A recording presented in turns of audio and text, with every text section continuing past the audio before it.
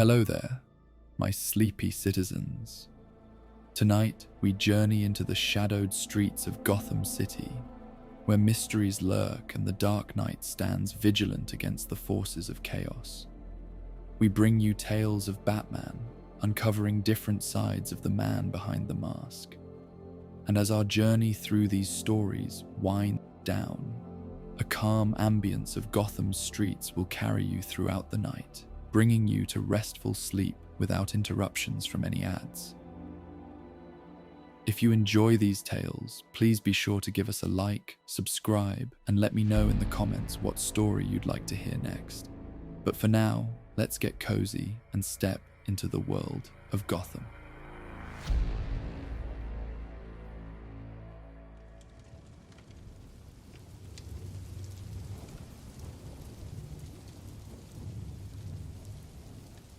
The November moon cast long shadows through Wayne Manor's east wing, its pale light filtering through tall Gothic windows to illuminate portraits that had watched over the house for generations.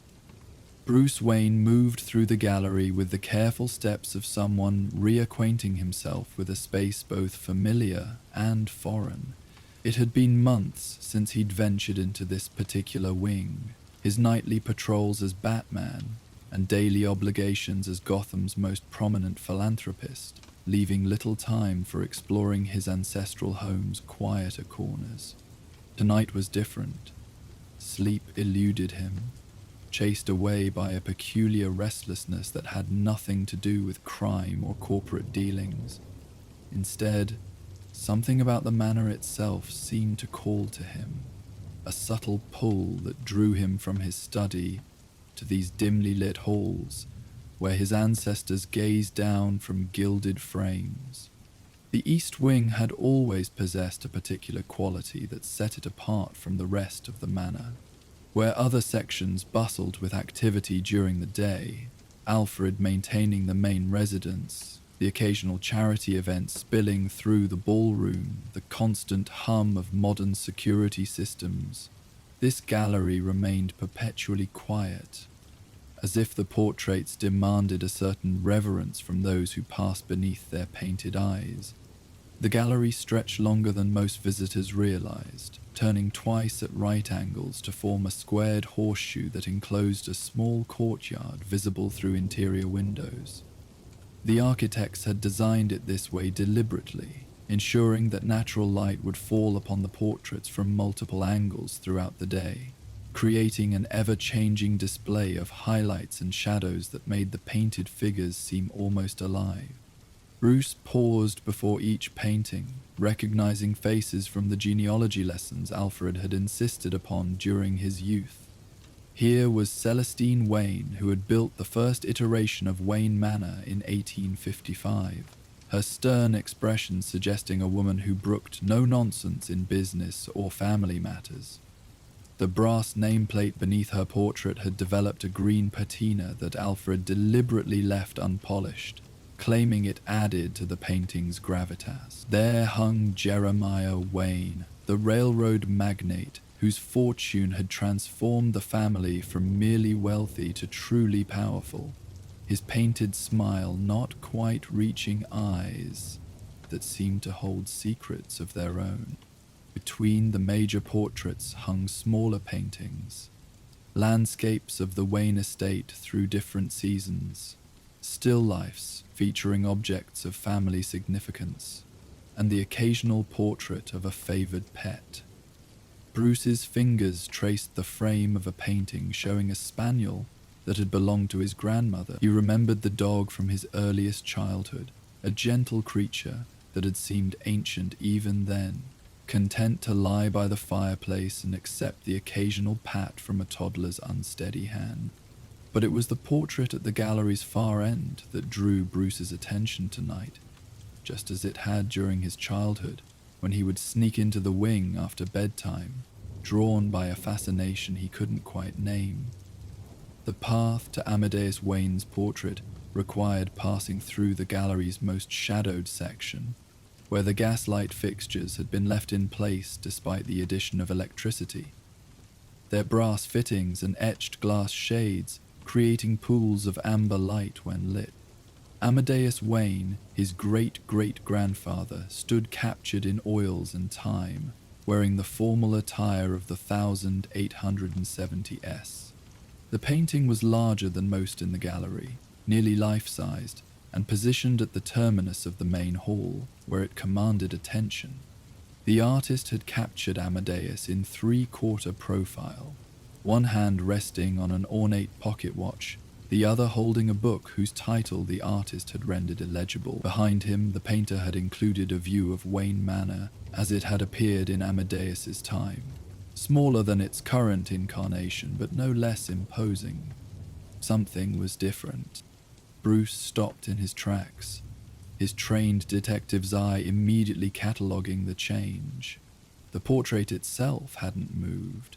The heavy frame remained precisely where it had hung for over a century, the wall anchors showing no signs of disturbance. But Amadeus himself, the figure within the painting, had shifted. Where once he had gazed out at the gallery with the distant expression common to formal portraits of the era, now his eyes focused on something specific, a section of wallpaper on the opposite wall. The change was subtle enough that most observers would dismiss it as a trick of memory or light, but Bruce had spent years training himself to notice the smallest deviations from established patterns. It was a skill that served him well both in the boardroom and on Gotham's streets, and now it told him with absolute certainty that something impossible had occurred. "Alfred?"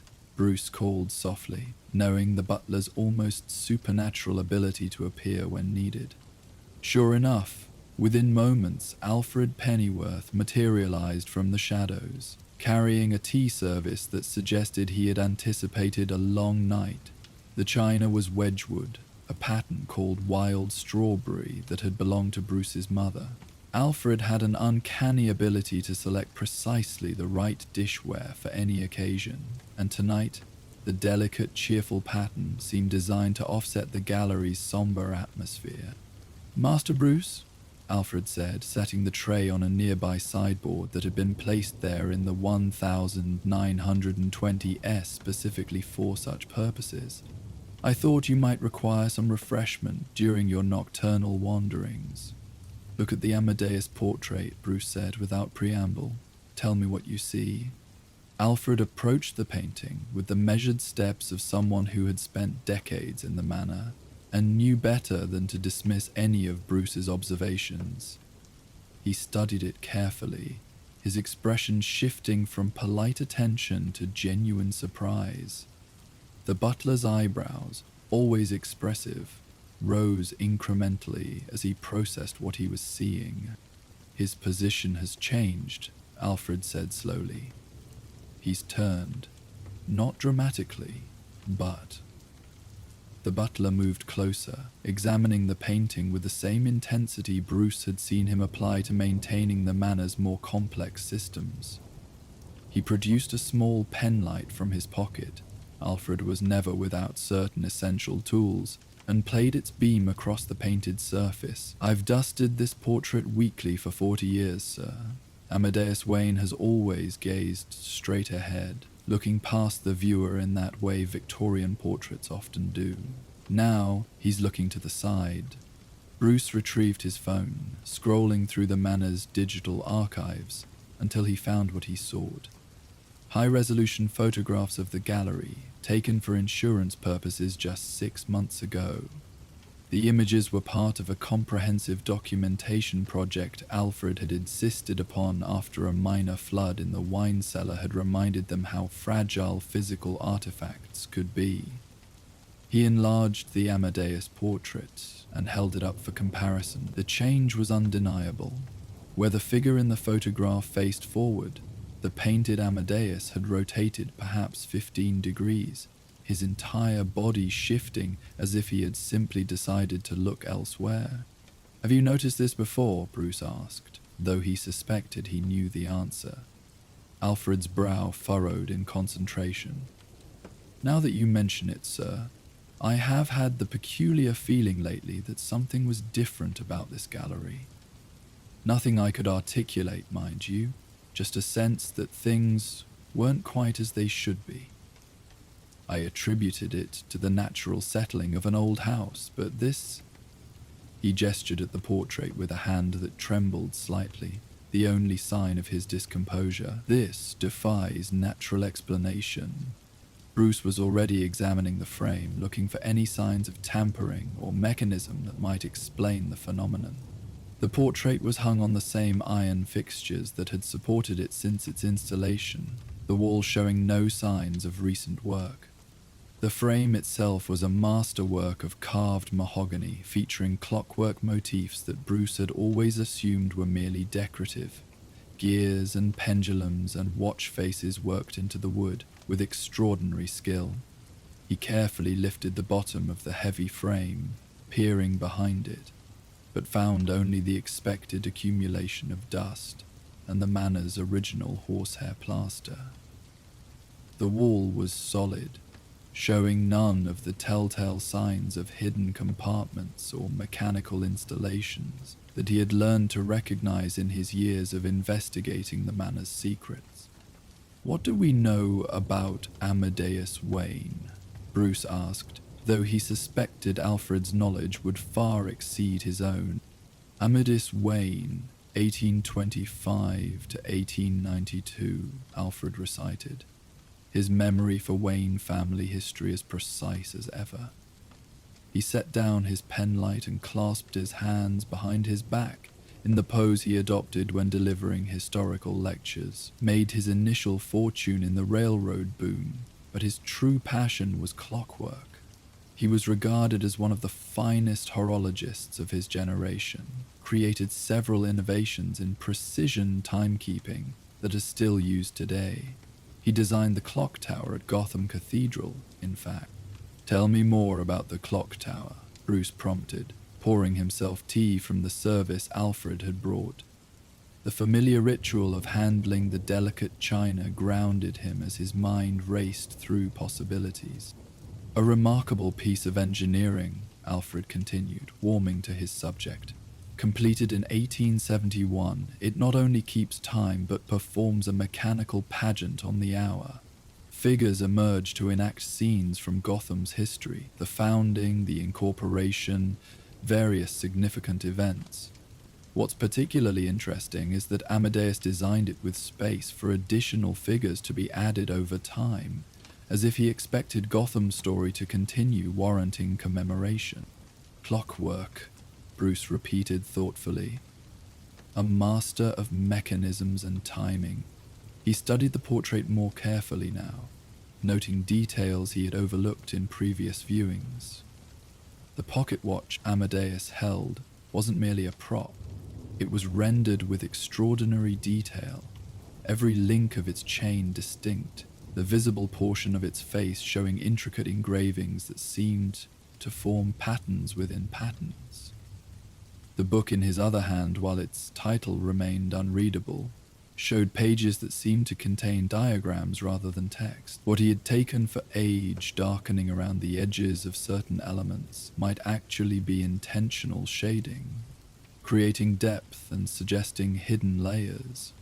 "Sir," Alfred said suddenly, his voice carrying the particular tone that meant he had noticed something significant, "if I may direct your attention to the wallpaper." Bruce followed the painted figure's new line of sight to the opposite wall. The wallpaper was original to the Manor, a William Morris design called Strawberry Thief that had somehow survived over a century without fading. The pattern showed thrushes stealing fruit among elaborate foliage, a design that Morris had created using the complex indigo discharge method. Where Amadeus now gazed, a section of the pattern seemed slightly different, not damaged or replaced, but altered in some subtle way that made it stand out once Bruce knew to look for it.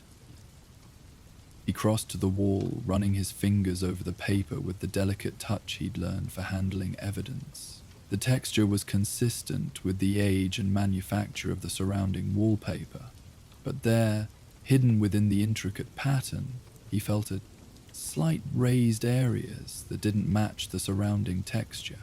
Looking closer, he realized that what appeared to be part of the decorative vine pattern actually formed numbers when viewed from the correct angle.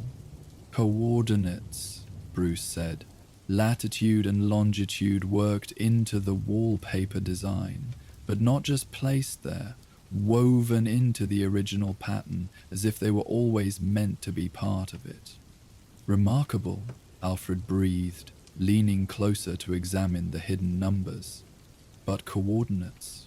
To what? And why hide them in such an elaborate fashion? Surely if Amadeus had something to reveal, there were simpler methods available, even in his time. Bruce was already considering the bigger question, not what the coordinates led to, but how a painted figure could move to reveal them. He thought about the clockwork motifs in the frame, Amadeus's expertise in mechanical engineering, the way the portrait had been positioned at the gallery's terminus, like the weight at the end of a pendulum. "Alfred, bring the ultraviolet lamp from my study," Bruce instructed, "and the sonic measuring equipment. I think we're dealing with something more complex than a simple hidden message." While Alfred fetched the requested equipment, Bruce continued his examination of the portrait and its surroundings. He noticed that the floorboards in front of the painting showed more wear than those elsewhere in the gallery, suggesting that people had stood here often, perhaps studying the portrait just as he was doing now. The wear pattern was unusual, not the simple arc of foot traffic, but a more complex design that reminded him of the figures cut into the floor by dancers, following specific choreography. He returned to the portrait, this time examining not just the painting but the wall around it. His fingers found what his eyes had missed, tiny holes in the plaster, carefully concealed by the gallery's ornate molding. They formed a pattern around the portrait's frame, suggesting mounting points for something more complex than a simple hanging system. The holes were precision drilled, their edges still sharp despite their age, and they extended in a network that seemed to encompass not just the portrait's immediate vicinity, but a larger section of the wall. Alfred returned with the requested equipment, as well as a tablet computer loaded with the Manor's architectural plans. "I took the liberty of pulling up the original blueprints for this wing, sir. I thought they might prove useful." Bruce accepted the tablet gratefully, comparing what he could see with what the plans suggested should be there. The east wing had been constructed in 1867, making it one of the Manor's newer additions at the time of Amadeus's death. But the plans showed something interesting. The wall where Amadeus's portrait hung was marked as load-bearing, but with an unusual annotation in the margin, "Modified per AW specification." "Designed this wall specifically for the portrait," Bruce said. This wasn't just a place to hang a painting, it was engineered as part of a larger mechanism. The ultraviolet lamp revealed what Bruce had begun to suspect. Under its purple glow, the portrait transformed. Hidden inscriptions appeared across the painted surface, written in an ink that only fluoresced under specific wavelengths. The text was in multiple languages, Latin, Greek, and what appeared to be a cipher of Amadeus's own devising. "Look at this," Bruce said, directing Alfred's attention to the painted book in Amadeus's hand. Under UV light, the illegible title resolved into clarity. "Chronos Mechanica, a treatise on temporal revelation." The visible pages no longer showed simple diagrams, but complex mechanical schematics, blueprints for a device that seemed to incorporate the entire portrait, and possibly the wall behind it. "Good Lord," Alfred murmured. He turned the portrait itself into a time lock. The sonic measuring equipment confirmed their growing suspicions. The wall behind the portrait wasn't solid. It contained hollow spaces, arranged in a specific pattern, chambers that would resonate at particular frequencies. Bruce recognized the principle from his study of acoustic engineering. It was similar to the design of organ pipes, but far more complex. "I need to see behind this properly," Bruce said. "Help me take it down." Together, they carefully lifted the heavy portrait from its mountings. The painting was even heavier than its size suggested, and as they set it against the wall, Bruce understood why. The back of the frame revealed not the simple wood and canvas construction typical of the period, but an intricate mechanism of gears, springs, and weighted pendulums, all crafted with jewel-like precision. "My word," Alfred said. "It's not just a portrait, it's a clock." But it was more than that. Bruce studied the mechanism with growing amazement. Gears no larger than pocket watch components were connected by an elaborate system of fine chains and counterweights. The entire assembly was protected by a glass panel that had kept it clean and functional for over a century. Multiple mainsprings provided power to different subsystems, each calculated to unwind at different rates. At the center, an engraved plate provided what Bruce had been looking for, Amadeus's explanation, or at least part of it. Time alone judges truth. What seems vital in the moment may prove trivial with years, while sins thought minor may compound across generations. I have built this mechanism to reveal truth only when sufficient time has passed for shame to transform into wisdom. 150 years from the date of installation, this device will complete its first revolution. What it reveals, I leave to my descendants' conscience. First revolution, Alfred noted, implying there will be others. Bruce was already calculating. If the mechanism is designed for multiple revelations over time, Amadeus built this to be a generational messenger. Every century and a half it reveals another secret. They carefully rehung the portrait, both men now understanding they were witnessing the culmination of a plan set in motion before either of them was born.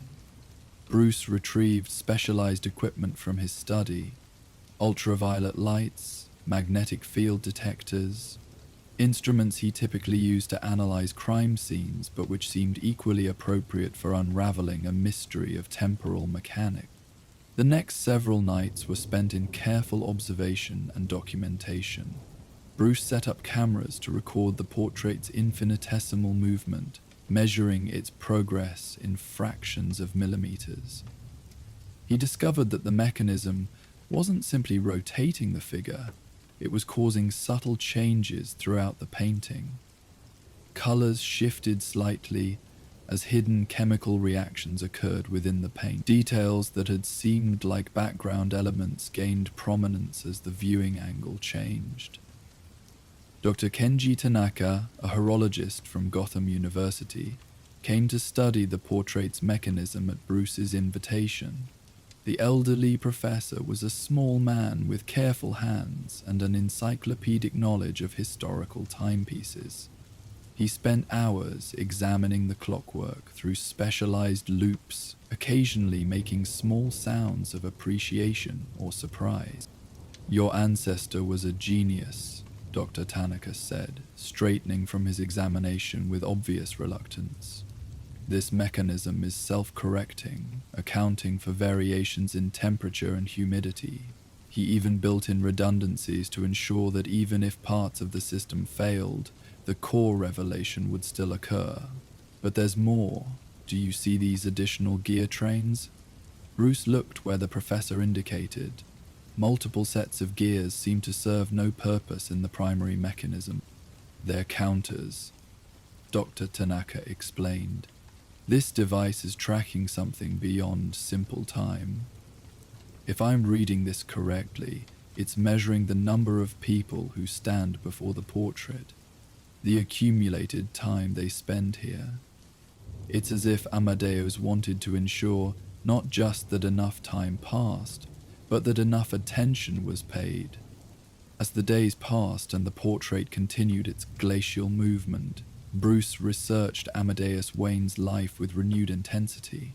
He discovered that his ancestor had been more than just a successful businessman and talented clockmaker.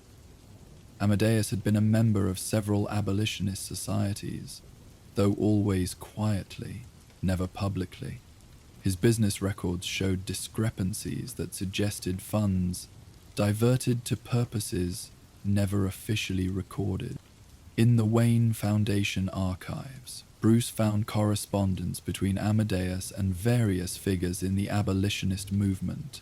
The letters were coded, but Bruce's experience with ciphers allowed him to decode them relatively quickly. They spoke of packages being delivered and timepieces requiring adjustment. Language that could refer to legitimate business, but which Bruce now suspected meant something entirely different. The portrait's movement accelerated as it approached its final position. What had been imperceptible daily progress became visible hourly change. Other elements in the gallery began to respond.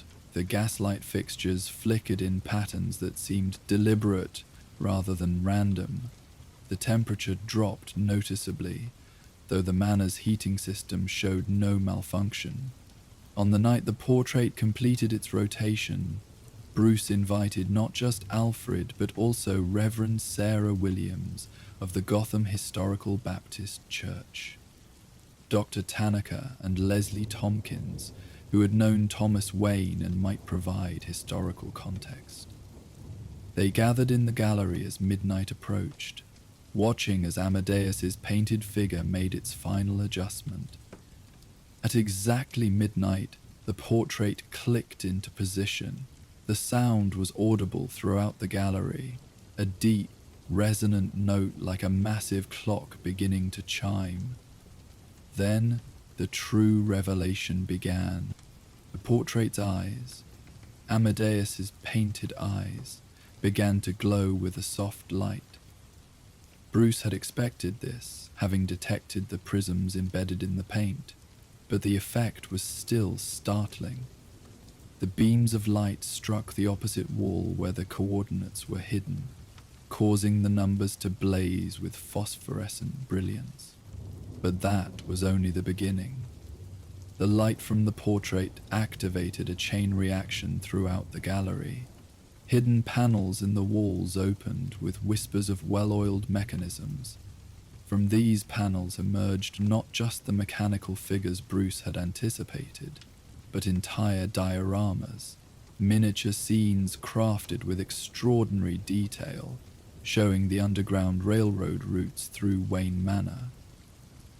The mechanical scenes played out stories in heartbreaking detail.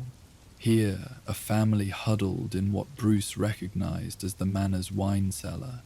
There, figures representing slave catchers searched the grounds while hidden panels showed refugees concealed within walls. Each diorama moved through its narrative cycle before freezing in a tableau that formed part of a larger pattern. "It's not just showing us the roots," Reverend Williams said softly. "It's showing us the failures. Look, in each scene where figures are caught or discovered, their faces are rendered in detail. The ones who escaped have generic features, but these..." She was right. Bruce moved closer to examine the tiny figures and found that each captured refugee had been carved with portrait-like precision. These were specific people, individuals whose faces Amadeus had taken care to preserve.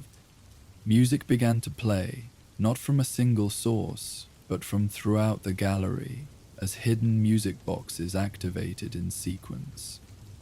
The melody was complex, building from individual instruments into a full harmonic arrangement. But within the music, Bruce heard something else. A telegraph-like pattern of long and short notes. Morse code, Dr. Tanaka identified, it spelling out names. Bruce quickly decoded the musical message. Names, dates, and locations flowed from the hidden instruments. Sarah Carlyle, age 6, died December 10, 1867.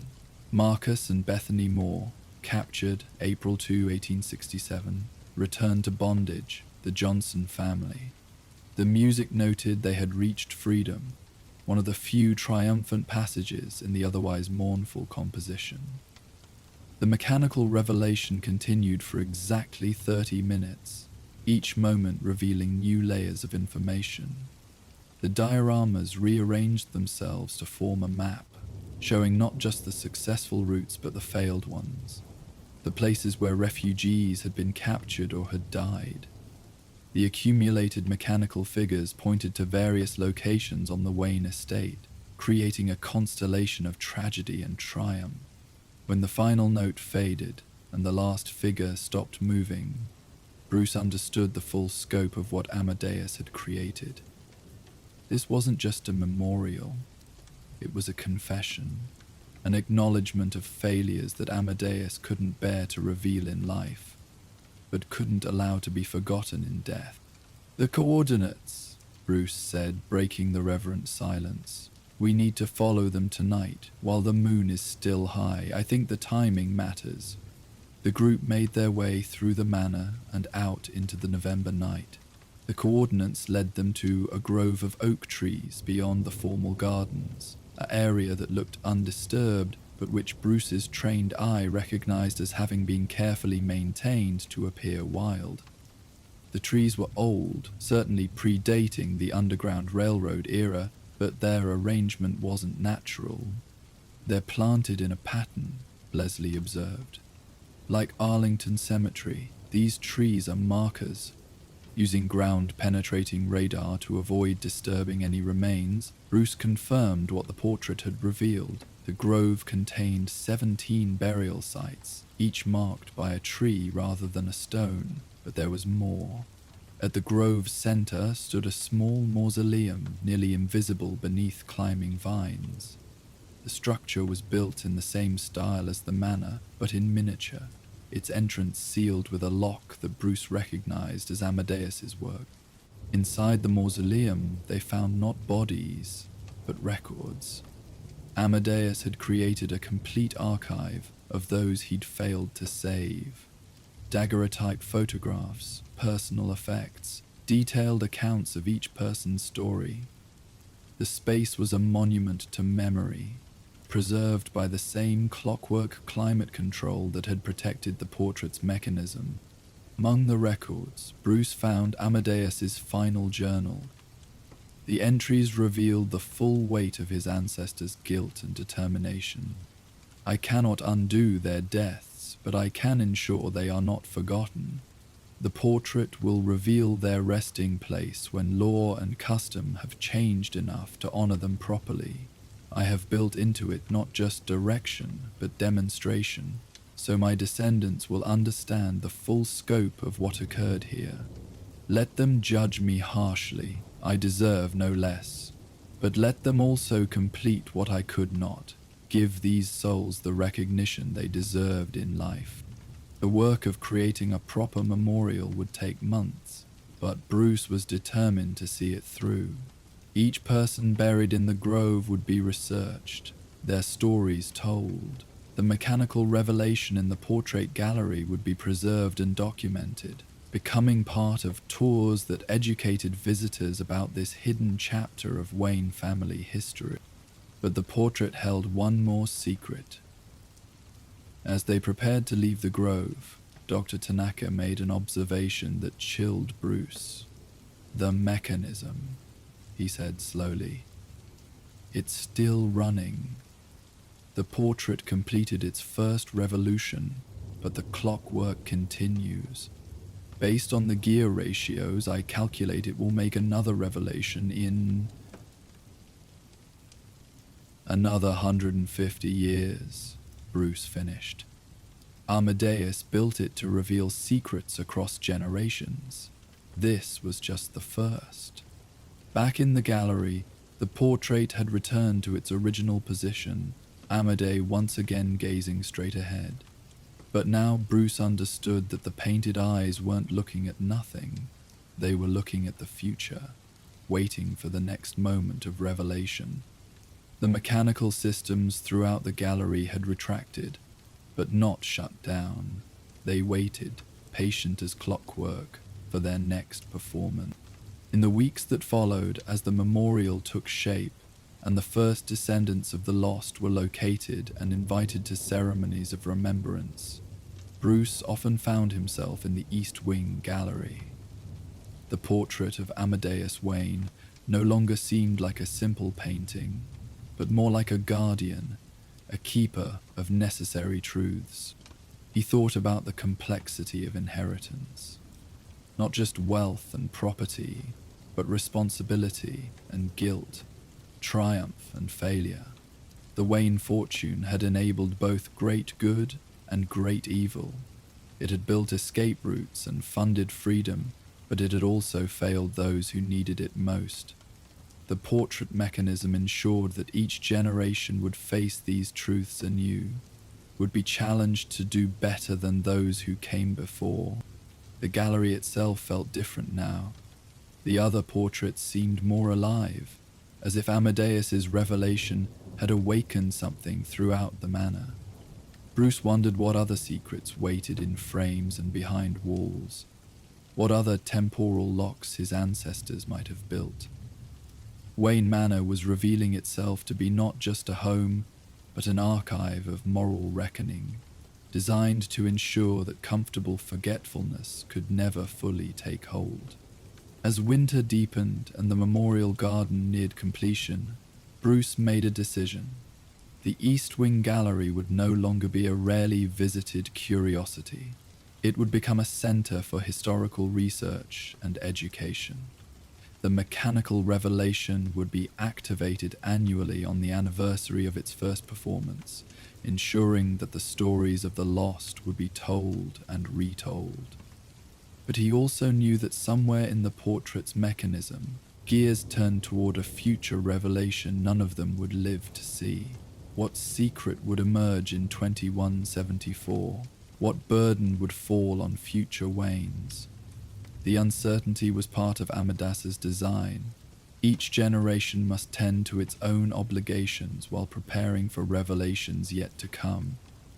On the night before the memorial's dedication, Bruce stood one final time before Amadeus's portrait. The painted figure seemed at peace now, its duty discharged for this generation at least. But in the subtle smile that played at the corners of the painted mouth, Bruce read both satisfaction and warning. The work was never finished. Truth was never fully revealed. Each generation must face its own test of conscience. 2 days later, Concord. "Thank you," Bruce said quietly to the portrait, "for the trust and for the burden." He thought he saw, though it was likely just a trick of light, Amadeus's painted head incline slightly, the faintest nod of acknowledgement between one guardian of Wayne Manor and another. Then Bruce turned and walked from the gallery, leaving the portraits to their eternal vigil, knowing that in a century and a half, another Wayne would stand where he stood and face whatever truth Amadeus had deemed too dangerous or too painful for immediate revelation. The manor settled into its nighttime quiet, but it was a watchful quiet, full of patient mechanisms and hidden truths. The East Wing had yielded one secret, but Bruce understood now that the house itself was designed as a generational teacher, revealing lessons when its inhabitants were ready to learn them. He wondered if he was building such mechanisms himself, in his own way, the symbols and systems of Batman that future generations might decode and understand differently than he intended. As he descended to the cave to begin his nightly patrol, Bruce carried with him the weight of new knowledge and the determination to honor it. The portrait had done its work for this generation. Now it was his turn to do his. While the East Wing had yielded its mechanical mysteries and historical burdens, other portions of Wayne Manor held their own patient secrets. In a sitting room untouched since tragedy struck, a music box that had once played lullabies for a young Bruce Wayne had begun its own temporal revelation. Each night, at 3:17 a.m., the precise moment Martha Wayne drew her last breath, the delicate mechanism played a different tune, variations that seemed to speak in a code only a grieving son might decipher. Join us next time for Martha's Music Box. The antique clock in Wayne Manor's main hall had just finished chiming 3 in the morning when Bruce Wayne found himself drawn from his study by a sound that shouldn't exist. It was delicate, almost ethereal, a melody playing from somewhere deep within the Manor's residential wing, its notes carrying through the darkened corridors like whispers from the past. He knew that melody. It had been 30 years since he'd last heard it, but his body remembered, muscles relaxing involuntarily as if preparing for sleep, as if he were still a child waiting for his mother's goodnight kiss. The music box. Martha Wayne's music box. Bruce set down the case files he'd been reviewing, another night of trying to trace connections through Gotham's criminal underground, and followed the sound through hallways that seemed to elongate in the darkness. The Manor at night was a different creature than during the day, its familiar spaces transformed by shadow and silence into something more mysterious, more alive. Portraits watched his passage with eyes that seemed to track his movement, and the floorboards beneath his feet creaked in patterns that almost resembled communication. The melody led him to a door he rarely opened anymore, his mother's sitting room, preserved exactly as she had left it on that final morning before the theater, before Crime Alley, before everything changed. Alfred maintained the room with the same meticulous care he brought to every aspect of the manor, but neither of them entered it often. It was a space suspended in time, holding too many memories that cut like glass when handled carelessly. Bruce paused at the threshold, his hand on the doorknob. The melody continued, neither increasing nor decreasing in volume, as patient as grief itself. He turned the handle and stepped inside. Moonlight streamed through tall windows dressed in curtains of pale blue silk, the fabric so delicate it seemed to breathe with the slight drafts that found their way through the old window frames. The room was exactly as he remembered, elegant without ostentation, comfortable without excess. His mother's taste had run toward the classical, but with unexpected touches of whimsy. A crystal butterfly perched on a stack of books, a small bronze sculpture of dancing figures graced the mantelpiece, and there, on the writing desk by the window, sat the music box. It was playing, its lid open to reveal the mechanical ballet dancer within, pirouetting in endless circles as the melody unwound from the spring-driven mechanism. But the tune was wrong. Not wrong in the sense of broken or discordant, but different. Where Bruce remembered a simple lullaby, Brahms, his mother had told him, though simplified for the music box's limitations, now there played a variation he'd never heard before. "Alfred," he called quietly, knowing the butler would appear despite the late hour. True to form, Alfred materialized in the doorway within moments, wrapped in a burgundy dressing gown that had seen better decades, but which he refused to replace. His hair, silver for as long as Bruce could remember, was slightly mussed from sleep, but his eyes were alert, taking in the scene with the quick assessment of someone who had learned to gauge Bruce's moods from the smallest details. "The music box is playing," Bruce said unnecessarily, as the melody continued its ethereal dance through the room. "So I hear, sir," Alfred replied, moving closer to examine the antique. "Though I must confess, I don't recall winding it. The last time I touched it was during the monthly cleaning, and I'm quite certain I left it closed." Bruce checked his watch. 3:17 a.m. A chill ran through him that had nothing to do with the November night. What time did my mother die? Alfred's expression softened with the particular sadness he reserved for discussions of that night. 3:17 a.m., sir. She was pronounced at Gotham General at precisely that time. I remember because the clock in the waiting room had stopped at that exact moment. The nurse said it happened sometimes. Clocks stopping when... He trailed off, unwilling to complete the thought. They stood in silence, listening to the unfamiliar melody. It was beautiful in its complexity. The simple music box mechanism, somehow producing harmonies that should have been impossible with its limited tines. The tune seemed to fold in on itself, creating echoes and variations that spoke of loss and love in equal measure. This isn't the original melody, Bruce observed, moving closer to study the box. It was a rouge, Swiss-made, from the company's golden age in the 1950s. The case was rosewood, inlaid with mother-of-pearl in a pattern of stars and moons.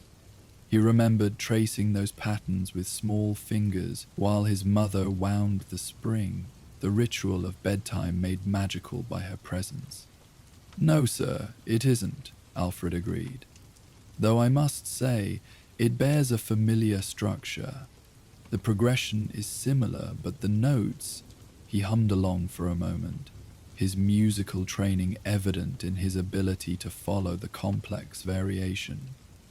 "They're displaced, transposed perhaps, but not in a standard musical sense." Bruce was already analyzing the pattern, his mind trained to find hidden meanings in the smallest details, recognize structure where others might hear only beauty. The melody wasn't random, it was encoded. But encoded how? And why? The music box played for exactly 3 minutes and 17 seconds before the mechanism wound down, the dancer slowing her pirouette until she stood still, frozen in an arabesque that seemed to reach towards something unseen. The silence that followed felt heavier than the darkness outside, pregnant with unspoken questions. "Has this happened before?" Bruce asked. Alfred considered carefully. "There have been oddities in this room recently. Items moved slightly, though I attributed it to the settling of the house. The curtains have been found open in the morning when I distinctly remember closing them at night. And there's been a scent..." He paused, seemingly embarrassed by the admission. "Your mother's perfume, l'air du temps. Just the faintest trace, as if she'd passed through the room moments before." Bruce examined the music box more closely, lifting it carefully to check for any mechanisms that might explain its self-winding. The bass was heavier than it should be, he realized. Music boxes of this era were delicate things, their weight coming primarily from the wooden case. This one felt substantially more solid. "There's something inside," he said, feeling along the base for hidden catches or releases. His fingers found a nearly invisible seam in the wood, following it to a small depression that might have been a flaw in the grain, but which his trained touch recognized as intentional. When he pressed it, a panel in the base clicked open, revealing a hidden compartment.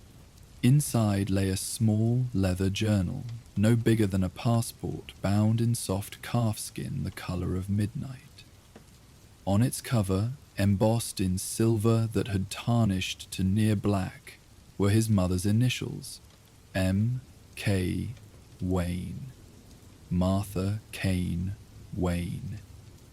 Beneath the journal was a strange instrument, a circular slide rule of sorts, made of brass and covered in musical notations. Bruce lifted the journal with reverent care. The leather was soft with age but well preserved, speaking of quality materials and careful handling.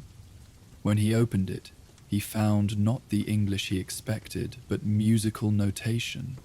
Line after line of notes without words, melodies without meaning. or so it seemed at first glance. "It's a cipher," Bruce said, recognizing the systematic nature of the notation. "She's hidden something in musical form." Alfred leaned closer, adjusting his glasses to better see the delicate notations. "Your mother was quite accomplished musically. Royal Academy training before she came to Gotham. But this suggests a level of theoretical knowledge I hadn't suspected." Bruce retrieved the brass instrument from the compartment. It was beautifully made, its surface engraved with multiple scales, not just musical, but mathematical, astronomical, even what appeared to be architectural measurements. It was a decoder, he realized, designed to transform musical sequences into other forms of information. "She was a cryptographer," Bruce said slowly, the words feeling strange on his tongue. "My mother was a cryptographer. During the war, sir," Alfred said quietly. "Before my time with the family, but I heard stories. The Kane family contributed to the war effort in various ways. Your maternal grandfather was involved in intelligence work. It wouldn't be surprising if your mother learned certain skills." Bruce settled into his mother's chair, the first time he'd done so since childhood, and began the painstaking work of decoding the journal. The brass instrument was ingenious, its multiple scales allowing for complex transformations. A sequence of notes might represent letters, numbers, or even coordinates, depending on which scale was applied. The first decoded passage made his breath catch. "My dearest Bruce, if you are reading this, then the music box has done its duty. I pray you are old enough to understand, strong enough to bear what I must share. There are secrets in Gotham that run deeper than even your father suspects. Currents of corruption that threaten to drown all who oppose them.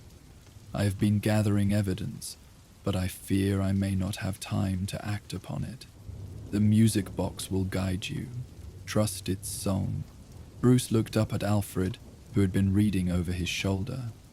The butler's face was pale but composed, processing this revelation about the woman he had served and respected. "She knew she was in danger," Bruce said. "It would appear so, sir. The question is, from whom?" Bruce returned to the decoding, working through the musical passages with increasing fluency as he mastered his mother's system. The journal revealed a woman he had never fully known. Brilliant, brave, and operating in shadows every bit as dark as those Batman would later inhabit. Martha Wayne had discovered a network of corruption that reached into Gotham's highest offices. Using her position in society as cover, she had gathered evidence of bribery, extortion, and worse. The musical cipher allowed her to record names, dates, and locations without fear of discovery. Even if someone found the journal, it would appear to be nothing more than a musician's compositional notes. But it was the entry dated a week before her death that chilled Bruce to his core. The owls watch from their perches. I've seen their eyes in the darkness, felt their wings brush past at social gatherings. Thomas thinks me paranoid, but I know the old stories are true. Gotham has masters older than its official government, and they do not tolerate interference. I've hidden evidence in places only music can reveal. If something happens to us, the box will sing their locations. A court of owls, Alfred breathed. She knew about them decades before you encountered them. Bruce's mind raced. His battles with the court of Gotham's secret society of power brokers who had controlled the city from the shadows for centuries, had been some of his most dangerous. To learn that his mother had discovered them independently, had been investigating them. That's why the music box plays different melodies, Bruce realized. Each variation is a set of coordinates. She programmed it somehow to reveal different locations over time. But how? Alfred asked. The mechanism itself couldn't be that complex. Music boxes of that era were purely mechanical, limited by their physical construction. The muse examined the music box again, this time with new understanding. The mechanism was indeed standard for its era, but the cylinder that held the pins that plucked the tines, that was different. Instead of fixed pins, these seemed to be adjustable, capable of minute movements that would change the notes played. Temperature, he said suddenly. The metal expands and contracts with temperature changes. She calibrated it so that different temperature conditions would cause different pins to engage. The room's ambient temperature determines which melody plays. Brilliant, Alfred murmured. But that would mean the house itself is part of the mechanism, Bruce finished.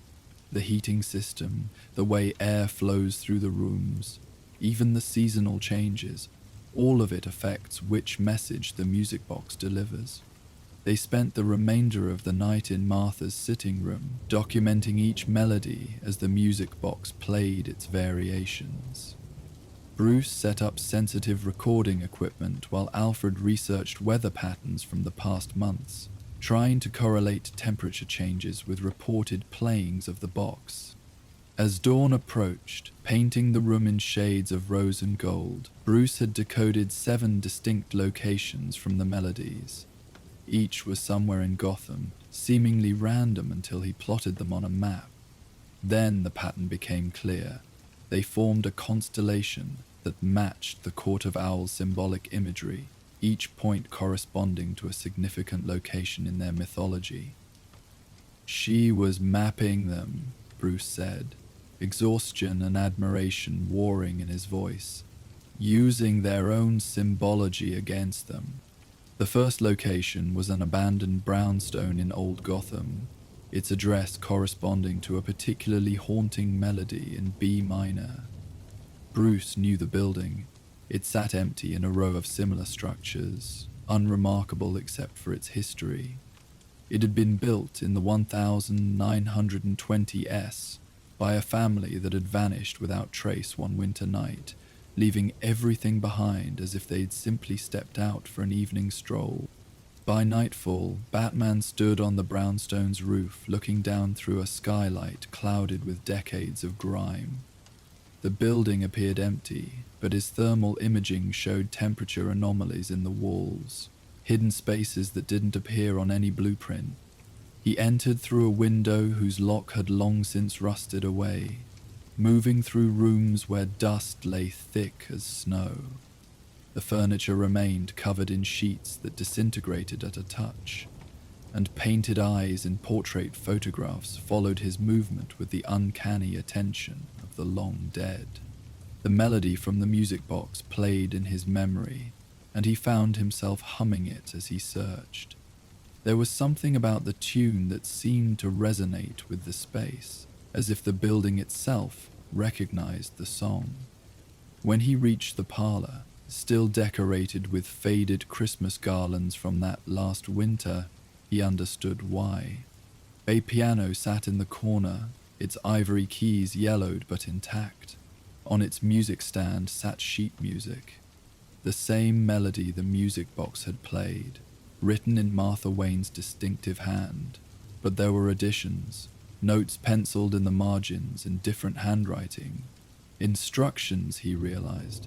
Press these keys in this order, hold for this duration, release in this pattern. Batman followed the instructions precisely. The piano, despite its age, responded with clear tones that seemed to awaken something in the house itself. Hidden mechanisms clicked and whirred behind the walls. A section of wainscoting swung inward, revealing a narrow passage. Inside, perfectly preserved in the dry air of the hidden space, were documents that made Bruce's blood run cold. Photographs of Court of Owls gatherings, their masked faces turned towards ceremonies that spoke of ancient cruelties. Financial records, showing the flow of money from legitimate businesses to shadow accounts. and at the center of it all, a list of names, targets marked for elimination to maintain the court's control over Gotham. Thomas and Martha Wayne were on the list, dated 2 weeks before their murder. Bruce photographed everything, his hands steady despite the emotion roiling within him. His parents' death hadn't been random street crime. It had been an execution, dressed up to look like tragedy. Joe Chill had been nothing but a weapon, aimed and fired by hands that remained hidden in Gotham's shadows. Over the following weeks, Batman investigated each location revealed by Martha's musical cipher. Each held pieces of the puzzle she had been assembling. A warehouse by the docks contained shipping manifests that revealed the court's international connections. A seemingly respectable law office held deeds and contracts that showed how they had manipulated Gotham's growth for over a century. An abandoned subway station deep beneath the city revealed the full scope of their underground network, but it was the 7th location that proved most significant. The music box's most complex melody, a piece that required the room to be at precisely 62 degrees Fahrenheit, led him to Wayne Enterprises itself. In a sub-basement he had never known existed, behind walls his own company's blueprints didn't show, he found his mother's final cache. Here was not just evidence, but active countermeasures. Martha Wayne had been building her own network to oppose the court. The room contained communication equipment, lists of allies, many of whom Bruce recognized as early supporters of Batman's mission, and detailed plans for exposing and dismantling the court's operations. She had been so close to implementing her plan when death stopped her. But there was more. A letter addressed to Bruce, sealed and waiting. My beloved son, if you are reading this, then my fears have come to pass, but my hopes have also been realized. You have grown strong enough and smart enough to follow the music to this place. The Court of Owls is real, and they are the true disease infecting Gotham. Your father seeks to cure the symptoms with his medical knowledge and philanthropy. I seek to cut out the cancer itself. Perhaps neither approach alone is sufficient. Perhaps it will take a new method, a new kind of guardian to save our city. I have left you tools and knowledge, but more importantly, I have left you a choice. You can use what I have gathered to live safely, to protect yourself by avoiding their notice. Or you can take up the fight I could not finish. I do not presume to make this choice for you. No parent should burden their child with their own unfinished battles. But if you choose to act, know that you do not act alone. The music box will continue to guide you. As the city changes, as temperatures shift with the seasons and the years, it will reveal new information.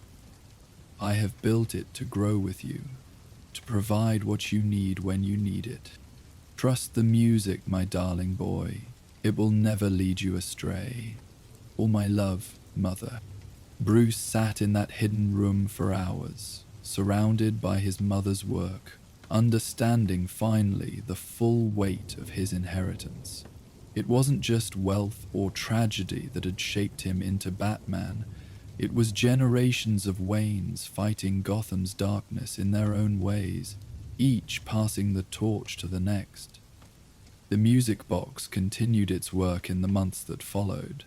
As the seasons changed, new melodies emerged, each revealing new aspects of the court's operations or pointing to allies Martha had cultivated. Bruce integrated her network with his own, finding that many of Gotham's defenders had been influenced by Martha Wayne's quiet work decades before.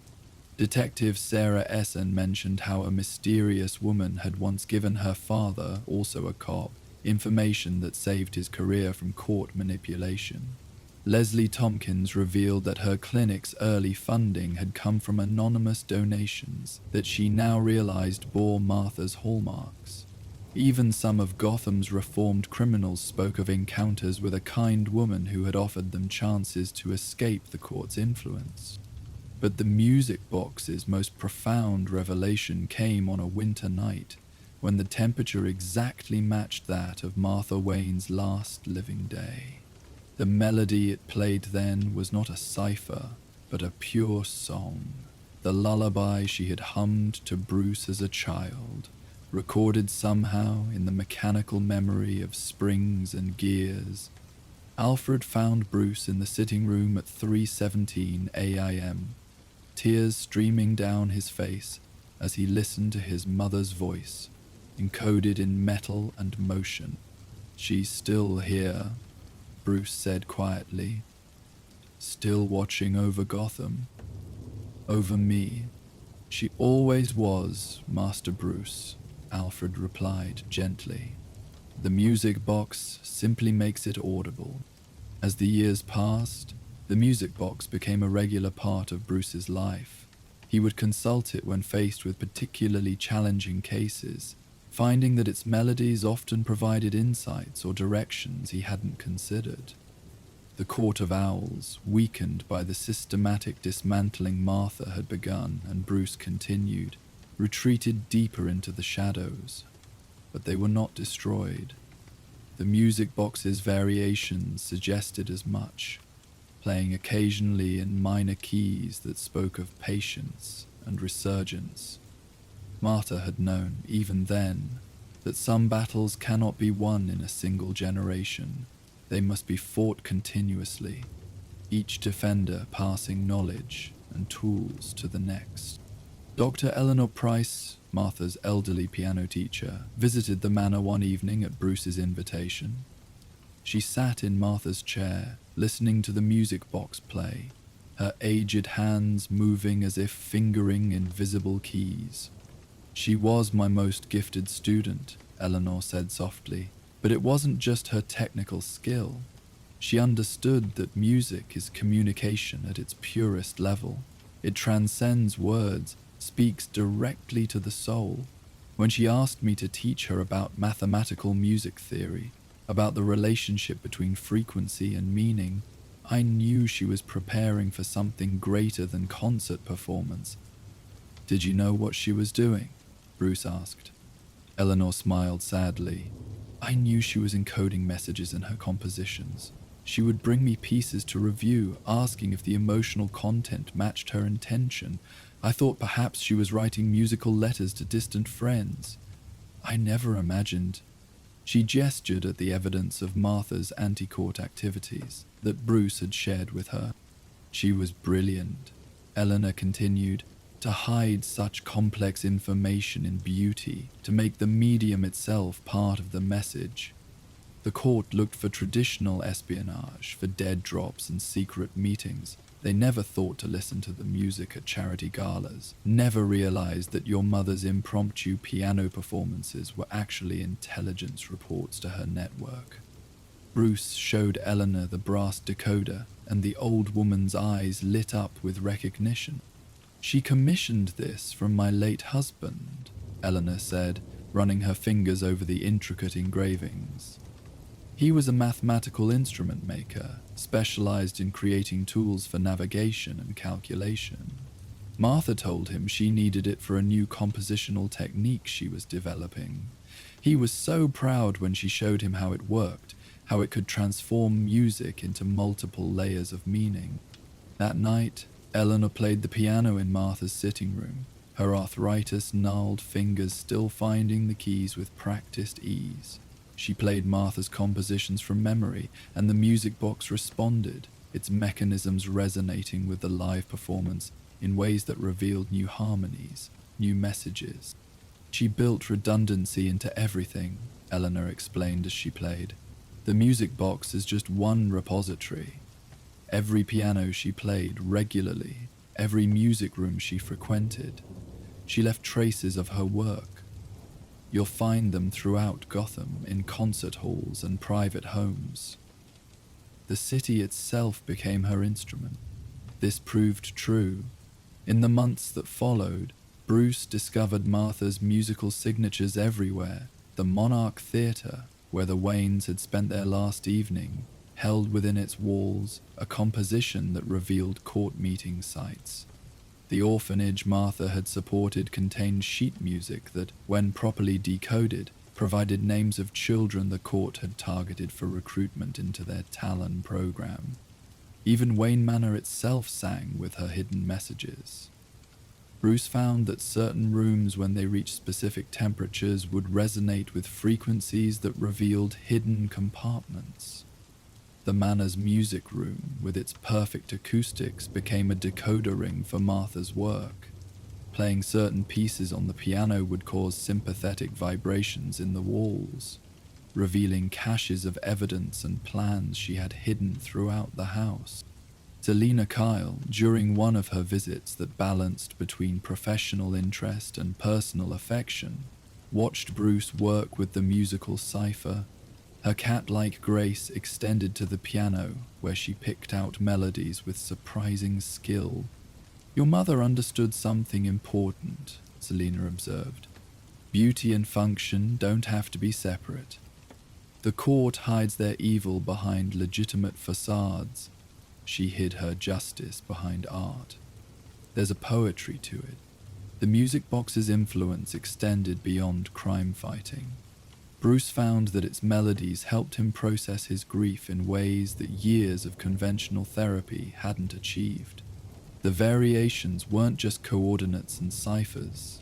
They were emotional maps, charting the territory between loss and purpose, between memory and mission. One autumn evening, as rain painted abstract patterns on the sitting room windows, the music box played a melody Bruce had never heard before. The temperature and humidity were unique, creating conditions Martha couldn't have precisely predicted, yet the mechanism responded, producing a tune that seemed to speak of futures unknown but prepared for. "She trusted you," Alfred said, listening to the new melody. "Trusted that you would grow into someone who could use what she left behind. But more than that, she trusted you to go beyond what she imagined. This melody, it's not a message from the past. It's space for you to create your own variations." Bruce understood. The music box was not just a repository of Martha Wayne's secrets, but a template for continuation. He began his own work, encoding his discoveries about Gotham's criminal networks into musical notation. The Wayne Foundation commissioned new pieces for Gotham's orchestras, each hiding layers of intelligence for those who knew how to listen. The Court of Owls, when they next emerged from the shadows, found themselves facing not just Batman, but a city whose very culture had been turned against them. Musicians played melodies that disrupted their communications. Dancers moved in patterns that revealed their safe houses. Artists created works that exposed their symbols and made them objects of ridicule rather than fear. Martha Wayne had planted seeds that grew into a garden of resistance, tended by her son but belonging to all of Gotham. On the anniversary of his parents' death, Bruce stood in Crime Alley as he did every year. But this time he heard music, faint but unmistakable. The city itself seemed to hum with the melodies his mother had woven into its fabric. Street musicians played variations of her compositions without knowing their origin. The wind through the buildings created harmonics she had predicted and planned for. Gotham was singing, and in its song was both mourning and hope. Back at the Manor, the music box continued its patient revelations. Each season brought new melodies, new insights. Bruce had added his own mechanisms to the room, creating a dialogue between past and present. Temperature sensors fed data to computers that analyzed the musical patterns, predicting future variations and preparing for messages yet to come. But on quiet nights, when the detective work was done and the city slept under Batman's watch, Bruce would return to his mother's sitting room, and simply listen. The music box would play its variations, sometimes cipher, sometimes pure song, and he would remember the woman who had loved him enough to plan for dangers decades distant. The brass decoder sat on the desk beside the music box, its scales worn smooth by use. Bruce had memorized its transformations, could decode his mother's musical language as easily as reading text, but he kept the physical instrument as a reminder that the most complex secrets could be unlocked with the right tools and patience. One night, Dick Grayson found Bruce in the sitting room, the music box playing a particularly complex variation. "What does this one mean?" Dick asked, listening to the intricate melody. Bruce consulted his notes, cross-referencing with temperature data and the decoder's scales. "It's pointing to a location in Bristol, another court safe house probably." "No," Dick said, listening more carefully. "I mean, what does it mean? The emotion of it. It's sad, but also hopeful?" Bruce listened again, hearing what Dick heard. Beyond the cipher, beyond the coordinates and intelligence, was music that spoke of a mother's love encoded in brass and spring steel. Every melody was both a weapon against Gotham's darkness and a lullaby for a son she couldn't protect in person, but refused to leave unguarded. "It means she's still here," Bruce said simply, "still fighting, still watching over us." The music box played on, its variations infinite as the temperatures that triggered them. Martha Wayne had created more than a cipher system. She had built a bridge across time, a way to touch the future with gentle hands and guide it toward light. In the quiet of the Wayne Manor sitting room, surrounded by memories transformed into tools, Bruce Wayne listened to his mother's music and knew that he was never truly alone. The melodies would continue, revealing new secrets as Gotham changed, as threats evolved, as the endless battle between light and darkness required new strategies and new hope.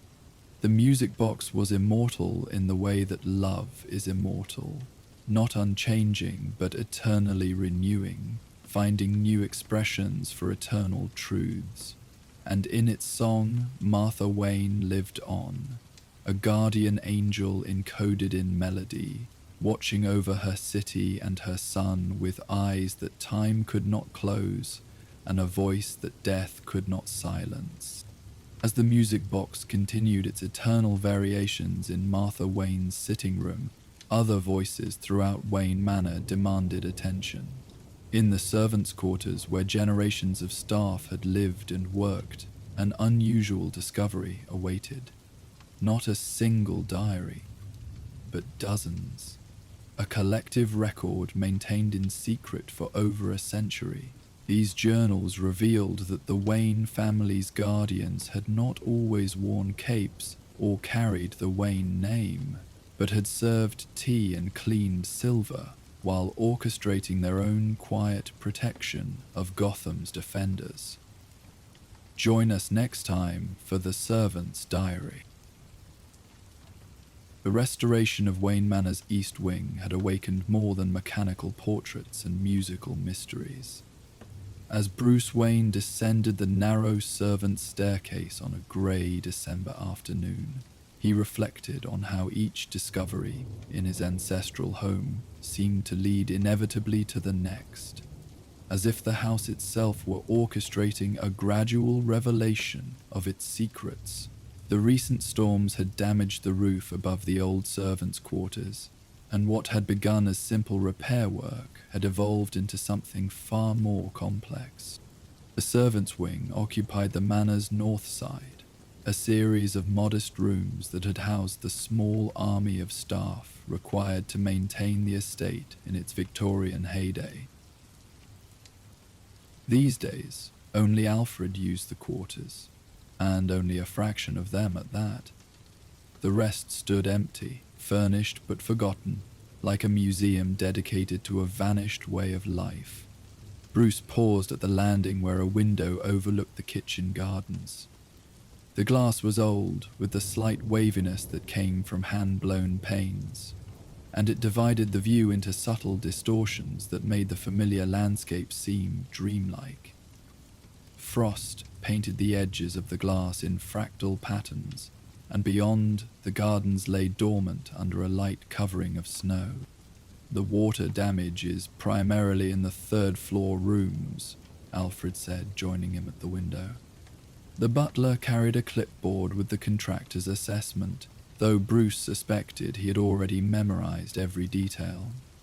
Rooms 12 through 15, which housed the upper housemaids in the 1890s, will need to remove some of the plaster to assess the full extent.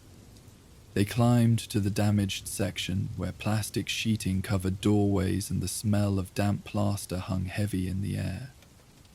The contractor had already begun exploratory work, pulling away sections of the wall to reveal the bones of the house. Ancient lath and horsehair plaster beams that had been hewn when Gotham was still young. It was in room 14, behind a section of water-stained wallpaper depicting faded roses, that they found the first one. "Sir," the contractor called, his voice carrying a note of confusion. "You might want to see this." Bruce and Alfred joined him at the opened wall. There, nestled between the studs like a secret waiting to be born, sat a leather-bound book. It was wrapped in oilcloth, the covering intact despite decades of concealment. Bruce carefully extracted it, feeling the weight of hidden history in his hands. The diary's cover bore no name, only a date, 1847. The pages within were filled with careful copperplate handwriting, the ink faded but legible. But what made Bruce's breath catch wasn't the diary itself. It was what the contractor found next. Another book, dated 1863. Then another, from 1878. And another. And another. "They're everywhere," the contractor said, his demolition work becoming an archaeological excavation. "The whole wall is full of them." By evening, they had recovered 43 diaries, spanning over a century. The dining table in the servants' hall groaned under their weight, each volume a testament to lives lived in shadow and service. Bruce sat surrounded by history, oil lamps supplementing the electric lights as he began to read. Alfred had dismissed the contractors for the day and now sat across from him, examining his own selection of journals with the careful attention of a scholar. The earliest diary began with a declaration that set the tone for all that followed. August 12, 1847. "We who serve see all, yet are seen by none. We who clean blood from floors and tears from pillows know truths our masters think hidden. This record we begin not from disloyalty, but from sacred duty. The Wayne family walks a dangerous path, and someone must watch the watchers. Someone must guard the guardians. Let those who come after know what we have known, that this house holds heroes. And heroes need protection, even from themselves." "Remarkable," Alfred murmured, looking up from his own reading. They knew. Even then, they knew. Bruce was deep in the 1847 diary, written by someone who signed themselves only as M.H., later revealed through context to be Margaret Hartwell, the head housekeeper. Her entries painted a picture of Silas Wayne, Bruce's ancestor, who had apparently operated as a vigilante in mid-19th century Gotham. But more than that, they revealed the servant's active participation in his mission. September 3, 1847. Master Silas returned before dawn, his clothes torn and bloodied. He believes we sleep while he prowls the docks, but Thomas keeps watch from the kitchen, ready with hot water and bandages. Tonight, the wounds were grave, knife marks that spoke of close combat. While I stitched his flesh by candlelight, he muttered thanks, thinking me roused from sleep by chance. Better he believes this than knows we maintain a careful watch, scheduling our sleep around his nocturnal ventures. The entries continued, documenting not just Silas Wayne's activities, but the elaborate systems the servants had developed to support him. They maintained alibis, ensuring someone could always testify to Master Wayne's presence at home during his vigilante activities. They developed a rotation for accidentally leaving certain doors unlocked, allowing silent entry and exit. They even created their own intelligence network among the servants of other Gotham households, gathering information that somehow found its way to Silas's attention through carefully orchestrated, overheard conversations.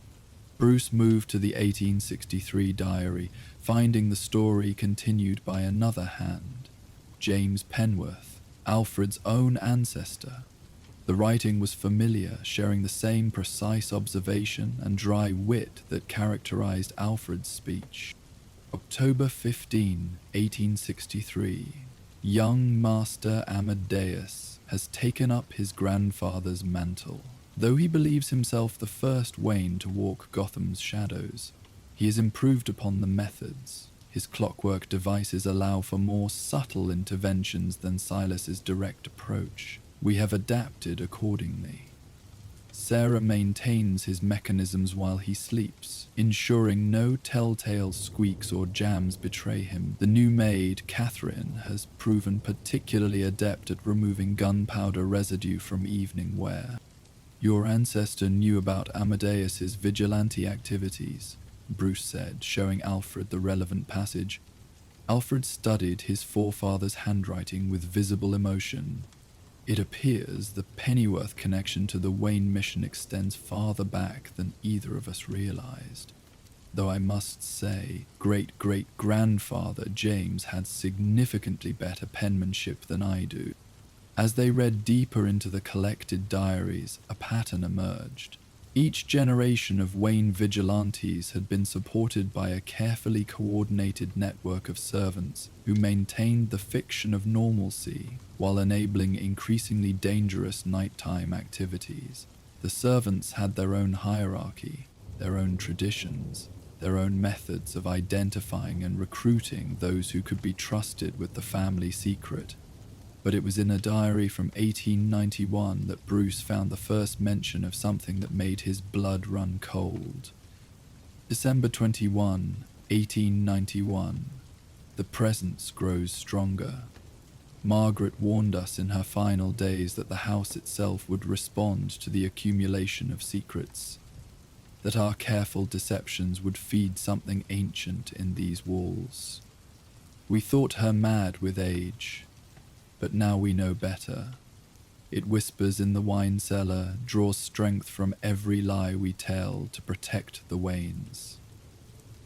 William suggests we abandon our mission, but I know we cannot. The presence must be managed, not fled from. We have begun the feeding. Bruce looked up sharply. The feeding? Alfred had found similar references in a 1903 diary. It appears to be some sort of ritual. Listen to this. The feeding proceeded as scheduled. We gathered in the lowest cellar, each bringing a small secret, nothing vital, nothing that would compromise the mission. Mrs. Patterson confessed to stealing preserves. I admitted to reading Master Wayne's correspondence. Small sins, freely given, that the presence might be satisfied without seeking larger truths. They exchanged glances, both thinking of the wine cellar 5 floors below their feet. Bruce had always found it unnaturally cold, had always felt watched when retrieving bottles for special occasions. He'd attributed it to the natural atmosphere of ancient places, but now the diaries from the early 20th century elaborated on the presence and the servants' methods of containing it. A particularly detailed entry from 1923, written by Eleanor Ashford, the head housekeeper, laid out the full protocol. The presence is not malevolent, merely hungry. It feeds on hidden truths, growing stronger with each secret kept within these walls. Left unchecked, it would eventually manifest in ways that would make the Wayne mission impossible. Shadows moving independently, whispers carrying through empty rooms, the very atmosphere becoming so heavy with concealment that guests would flee in terror. Thus we maintain the feeding schedule. Each month, on the new moon when darkness is deepest, the senior staff gather in the wine cellar's lowest chamber. We form a circle around the old well, long dry but never filled. Margaret insisted it remain open. Each participant brings a secret, personal, small but genuine. We speak these truths into the darkness, and the presence feeds, subsiding for another month. New servants think us mad until they feel the weight of unspoken truth pressing down upon them, until they see shadows move against the light. Then they understand. We are not merely servants, but keepers of a balance between necessary deception and dangerous accumulation. My God, Alfred said quietly. All these years and I never knew. Though, he paused, a strange expression crossing his face. There have been nights when I've felt drawn to the wine cellar without quite knowing why. Nights when I've stood among the bottles and found myself speaking aloud, confessing small doubts and minor transgressions to the darkness. Bruce was already on his feet. We need to see this chamber. They descended through the manor, past the modern wine storage with its climate control and catalogued vintages, deeper into the oldest parts of the house. Bruce had been here before, but always with a purpose, retrieving a particular bottle, checking the foundations. He'd never simply explored. At the cellar's deepest point, behind racks of wine so old their labels had long since faded to illegibility, they found it. A wooden door, black with age, marked with symbols that seemed to shift in the lamplight. The lock was ancient but well maintained, its mechanism turning smoothly when Bruce applied the key that had always hung, unremarked, with the other cellar keys. The chamber beyond was circular, carved from the living rock beneath Wayne Manor. At its center, as the diary had described, was a well. The stones around its mouth were worn smooth, polished by generations of hands. The air here was different, thicker, expectant, alive with a presence that made the hair on Bruce's neck stand on end. "It's real," Alfred breathed, his usual composure cracking slightly. "The presence. I can feel it." Bruce approached the well slowly, his every instinct screaming danger despite the diary's assurances that the presence was contained. As he leaned over the edge, peering into darkness that seemed to swallow his flashlight beam, he heard it, a whisper that wasn't quite sound, more like the memory of words spoken in dreams. Secrets, it seemed to say. So many secrets in this house. Batman, the cave, the mission. Feed us, or we will feed ourselves. Bruce jerked back, meeting Alfred's wide eyes. The butler had heard it too. They returned to the servants' hall, where the diaries waited with more revelations. The middle volumes, spanning the 1920s through the 1960s, showed how the servants' network had evolved and expanded. They had developed sophisticated methods of communication, using laundry marks and tea settings to pass messages. They had created their own training program, identifying children among the servant class who showed the necessary discretion and courage to eventually join the inner circle. Bruce found entries about his grandparents, his parents, each generation of Waynes supported by this shadow network. but it was the volumes from the 1970s and 1980s that held the most personal revelations. Here was his own childhood, seen through the eyes of those who served. March 15th, 1981, young Master Bruce shows signs of the family gift. He observes everything, misses nothing. Yesterday he asked why Mrs. Chen always serves tea with 3 sugar cubes when his father prefers 2. Such a small thing, but he noticed the pattern. 3 cubes means Dr. Wayne will be needed at the clinic that night. 2 means all is well.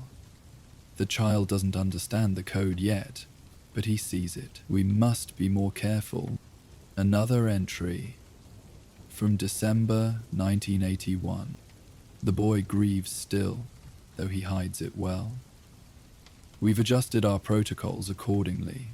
No more mysterious noises in the night that might wake him. Master Thomas now changes to his vigilante attire in the old garden shed rather than the house. We've soundproofed the laundry where the blood is washed from his clothes. The child has suffered enough without adding fear to his burden. Demon protected me, Bruce said softly.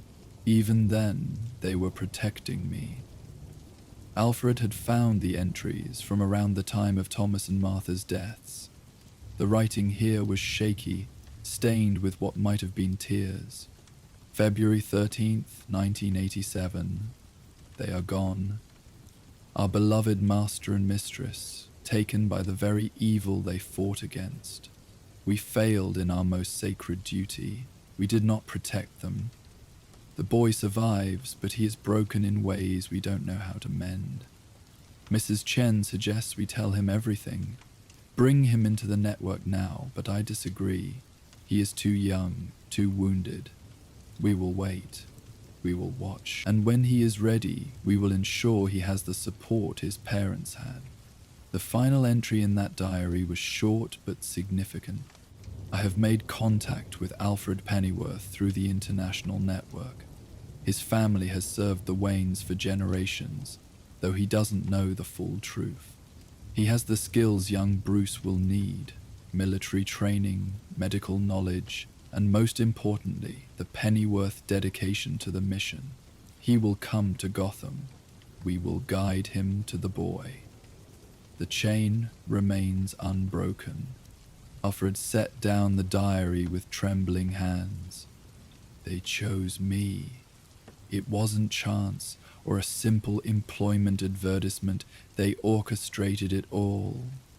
Bruce found the diary that covered his transformation into Batman. The servants had known immediately, of course. His nocturnal activities, his injuries, the development of the cave, none of it had escaped their notice. But the entries showed admiration rather than concern. He has become what Gotham needs, what the Wayne line has always produced in times of darkness, but he surpasses his predecessors. Where they were individuals fighting alone, or so they thought, he builds a network. He doesn't know that he mirrors our own structure, creating in the light what we have maintained in shadow. The boy who noticed 3 sugar cubes has become a man who sees everything. The most recent diaries were the most surprising. They were still being maintained, Bruce discovered, by a network that had evolved with the times. Mrs. Chen from Crime Alley wasn't just a flower shop owner, but the current head of the servants' network. The janitor at Wayne Enterprises, who always seemed to be working late, was a watcher. The night shift nurse at Gotham General, who had treated Batman's wounds with unusual competence, was part of the inner circle. They're still active, Bruce said, astonishment clear in his voice. Still protecting the mission. A knock at the door interrupted their research. Mrs. Chen entered, carrying a tea service that Bruce now recognized as significant. The pot positioned at a specific angle, the cups arranged in a pattern that meant safe to speak freely. She was a small woman in her 70s, but her eyes held depths Bruce had never noticed before. "Mr. Wayne, Mr. Pennyworth." She set down the tray with practiced grace. "I believe it's time we spoke openly." She reached into her apron and withdrew another diary, leather-bound like the others but clearly new. "The current volume," she explained. "We've been waiting for this day when you would find the archives and understand your true inheritance." Bruce found his voice. "How many of you are there?" 47 active members in Gotham," Mrs. Chen replied, "with connections to similar networks in other cities. The League of Shadows isn't the only ancient organization dedicated to justice, Mr. Wayne. We simply prefer to work with mops and dusters rather than swords." She poured tea with steady hands. "Your father knew about us, eventually. Your mother too, though she had her own methods. We've supported every Wayne who took up the mission, each in their own generation, each in their own way. But you," she smiled, "you've exceeded all expectations. Batman doesn't just fight crime, he inspires others to fight. Our network has grown threefold since you began your mission." "And the presents?" Alfred asked. "The thing in the cellar?" Mrs. Chen's expression grew serious. "Still there. Still hungry. We maintain the feeding, though it grows more difficult. The secrets in this house have multiplied beyond anything our predecessors imagined. The presence grows stronger, and our small offerings barely suffice. We fear what might happen if it ever breaks free from the cellar." Bruce was already formulating plans. "We need to understand it better. If it feeds on secrets, perhaps we can find a way to satisfy it permanently, or at least contain it more effectively. Your ancestor Margaret tried," Mrs. Chen said. "She spent her final years researching the presence. Her notes are in the final diary, the one from 1898. She believed it was tied to the land itself, something that predated the manor, possibly even predated Gotham. The Wayne family built their house atop an ancient mystery, and that mystery adapted to feed on what the house contained." They talked long into the night, Mrs. Chen revealing the full scope of the modern network. Safe houses maintained for Batman's allies, medical supplies cached throughout the city, communication channels that bypassed standard surveillance. The servants' network had evolved into something resembling a benevolent intelligence service, all dedicated to supporting Gotham's protector. "We've had failures," Mrs. Chen admitted. "Servants who betrayed the trust, who sold information to enemies. The Court of Owls infiltrated us twice, though we discovered and expelled them. The presence sometimes reveals more than it should to those who venture too near the cellar without proper preparation. But we persist, as we always have." Bruce made a decision. "No more shadows. You've earned the right to work alongside us openly. The Wayne Foundation will create positions, provide resources. You don't have to hide anymore." Mrs. Chen smiled sadly. "With respect, Mr. Wayne, hiddenness is our strength. We go where Batman cannot. Into the kitchens of crime lords, the laundries of corrupt politicians. We're invisible because we're servants, and that invisibility is more valuable than any gadget in your cave. We'll continue as we are, but perhaps with better coordination between our networks." Over the following weeks, Bruce integrated his understanding of the servants' network into his operations. He found their intelligence invaluable. A mobster's maid reporting on planned shipments, a senator's driver noting suspicious meetings. The network had eyes and ears throughout Gotham's power structure. He also dealt with the presence. Working with Mrs. Chen and the senior members of the network, he developed a new approach to the feeding. Instead of small personal secrets, they began offering the presence redacted case files. Crimes solved, mysteries resolved, secrets that no longer needed keeping.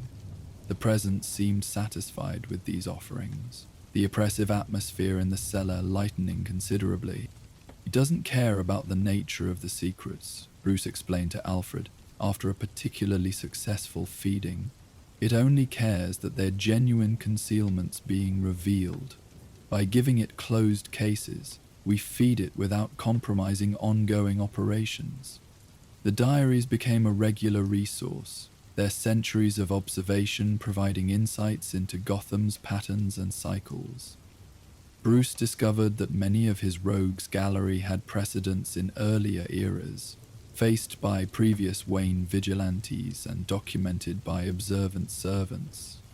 The Joker's chaotic evil had echoes in a mad poisoner from the 1890s. Two-Face's duality reflected a corrupt judge from the 1920s, who led a double life.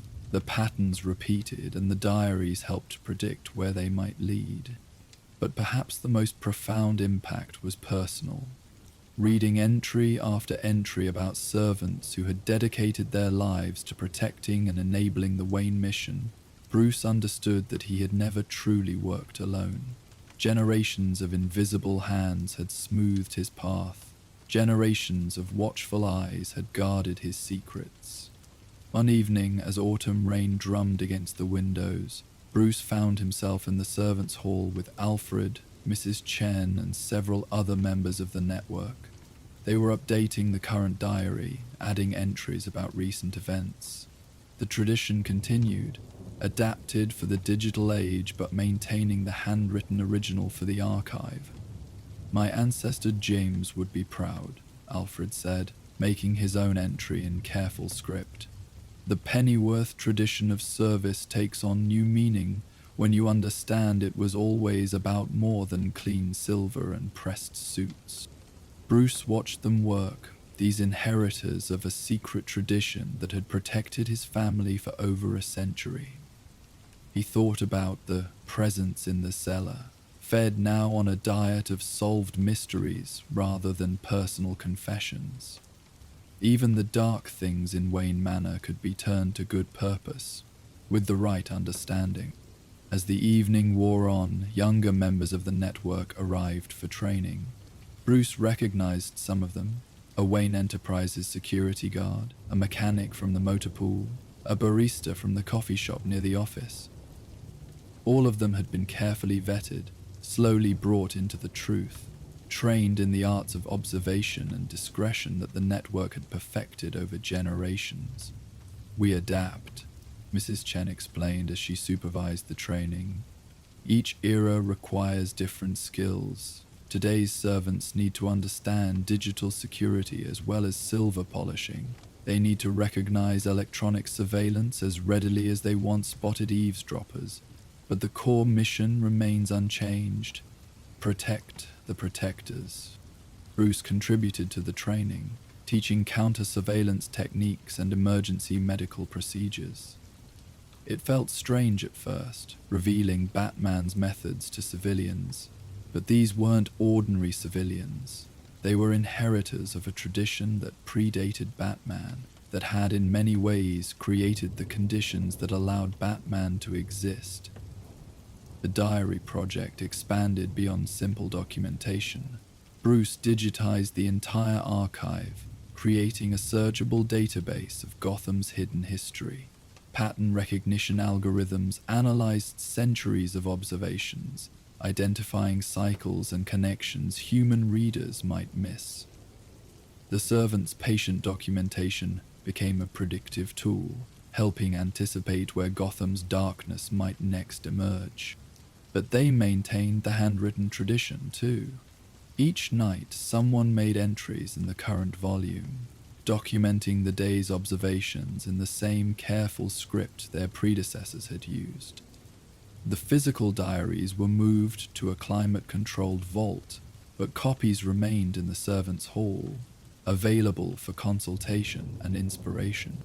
One night, as Bruce prepared for patrol, he found Alfred in the wine cellar's deepest chamber, standing before the well where the presence dwelt. Systems ad affleras. The butler held a folder of closed case files. That week's offering to the ancient hunger below. I understand now why I was drawn here all those years, Alfred said. The presence recognized a keeper of secrets. It was calling to me, testing whether I would maintain the balance or let the weight of hidden truth crush us all. Together they performed the feeding, speaking the resolved mysteries into the darkness. The presence accepted the offering with what felt almost like gratitude. The air in the chamber lightened, and for a moment Bruce thought he heard something like contentment in the wordless whispers from below. As they climbed back to the manor proper, Alfred observed, "It's rather fitting, isn't it? A house built on secrets, protected by those who keep them, haunted by a creature that feeds on concealment. Wayne Manor isn't just a home, it's an ecosystem of hidden truth." Bruce nodded, thinking of all the revelations the past months had brought. The mechanical portrait, the musical cipher, and now the servant's archive. Each discovery had revealed new layers of his inheritance. He was not the first Wayne to walk in shadow, not the first to be aided by invisible hands, not the first to balance necessary deception with dangerous truth. But he might be the first to understand the full picture, to see how all these elements connected. The house itself had become his teacher, revealing its secrets in careful sequence, preparing him for each new understanding. Wayne Manor was more than architecture. It was a living archive of the Wayne mission, tended by generations of faithful servants who ensured that no important truth was lost, no necessary secret exposed too soon. The tradition would continue. Tomorrow, someone would make another entry in the diary. Another recruit would join the network. Another secret would feed the presence below.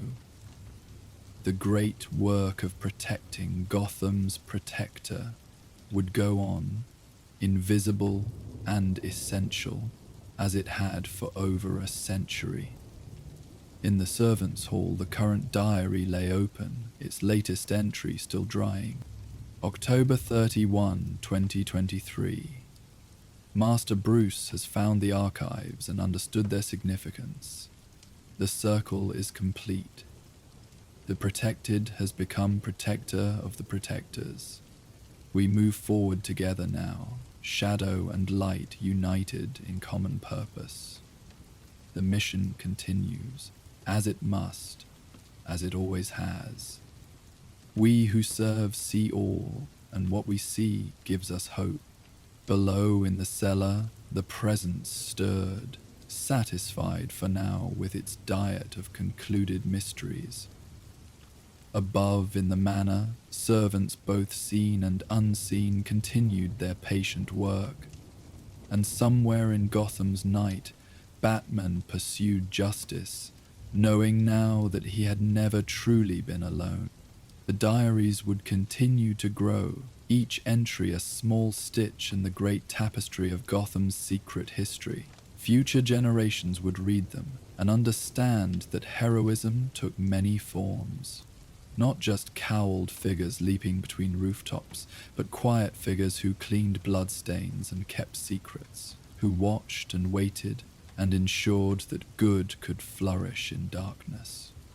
The servant's legacy was not one of subservience, but of chosen duty, not of mere employment, but of sacred trust. They were Gotham's invisible guardians, and their watch would never end. While the servants' quarters had revealed their archive of faithful watchers and the hungry presence they fed with secrets, Wayne Manor's revelations were far from complete. In a section of the mansion that Thomas Wayne had called his study, behind walls that blueprints insisted were solid, lay a laboratory that suggested Gotham's most dedicated physician had discovered something about his city that demanded more than traditional medicine could provide. What cure had Thomas Wayne developed in secret, and why had he hidden it so carefully that only his son's detective skills could uncover it decades later? Join us next time for Thomas's Secret Study. The discovery came, as so many revelations in Wayne Manor did, through patient observation and the intersection of seemingly unrelated details. Bruce Wayne stood in what had always been marked on the manor's blueprints as his father's study, running his fingers along the oak paneling with the practiced touch of someone who had learned that walls sometimes lie. The room was modest by Wayne standards. A desk, built-in bookshelves, leather chairs worn soft by use. It had been preserved as Thomas Wayne had left it, medical journals still open to articles about surgical techniques, a stethoscope coiled on the desk like a sleeping snake. But something was wrong with the dimensions. Bruce had spent the morning reviewing architectural plans as part of the manor's ongoing restoration.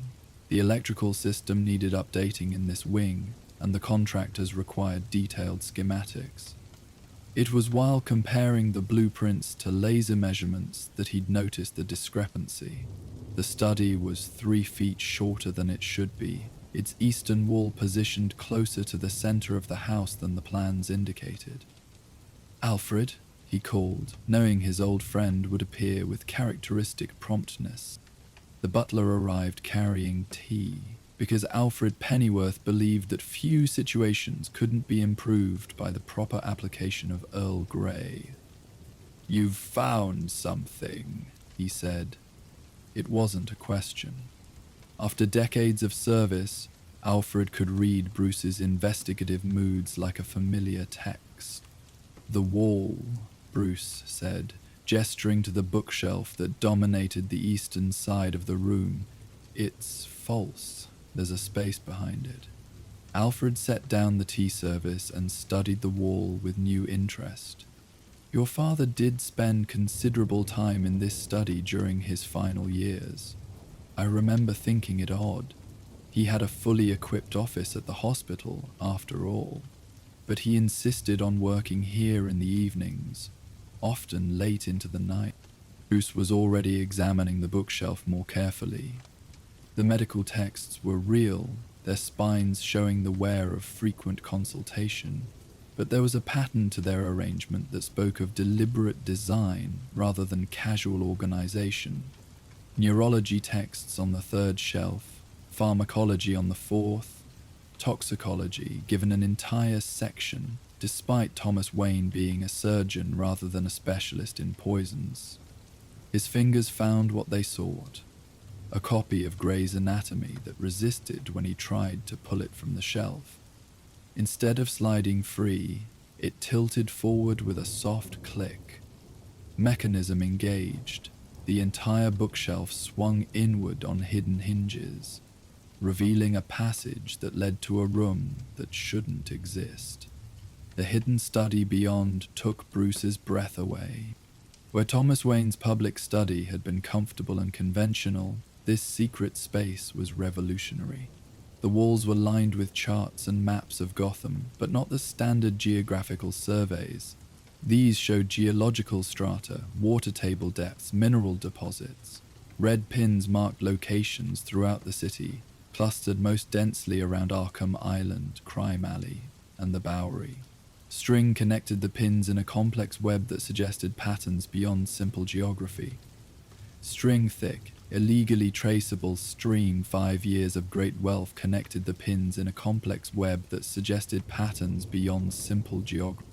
The center of the room was dominated by a laboratory setup that would have been cutting-edge 30 years ago and remained impressive today. Microscopes, centrifuges, mass spectrometers, equipment that belonged in a research hospital, not a private home.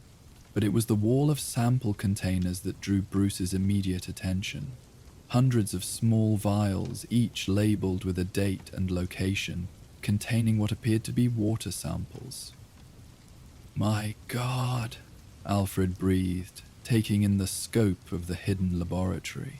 What was Dr. Wayne researching? Bruce found his answer in a leather journal that lay open on the central workbench. His father's handwriting, precise as a surgeon's incisions, filled page after page with observations that transformed Bruce's understanding of both Thomas Wayne and Gotham City itself. March 15th, 1985.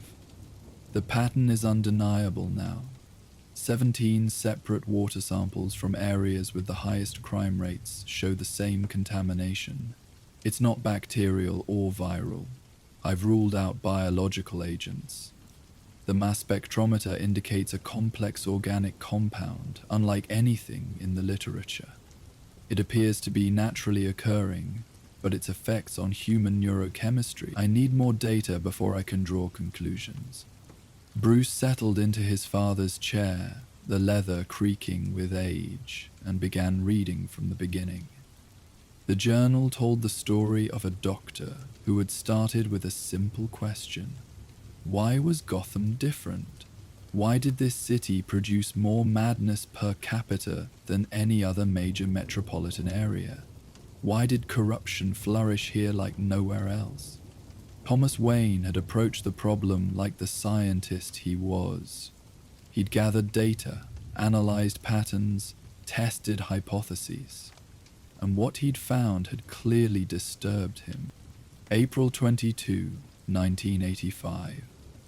The geological surveys confirm my worst fears. Gotham sits atop a unique formation. Layers of limestone intershot with veins of an unknown mineral.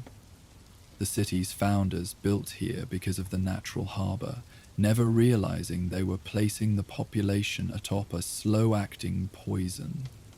The mineral leaches into the groundwater at varying rates, depending on depth and location. Areas with the deepest foundations, Old Gotham, the Industrial District, Arkham Island, show the highest concentration.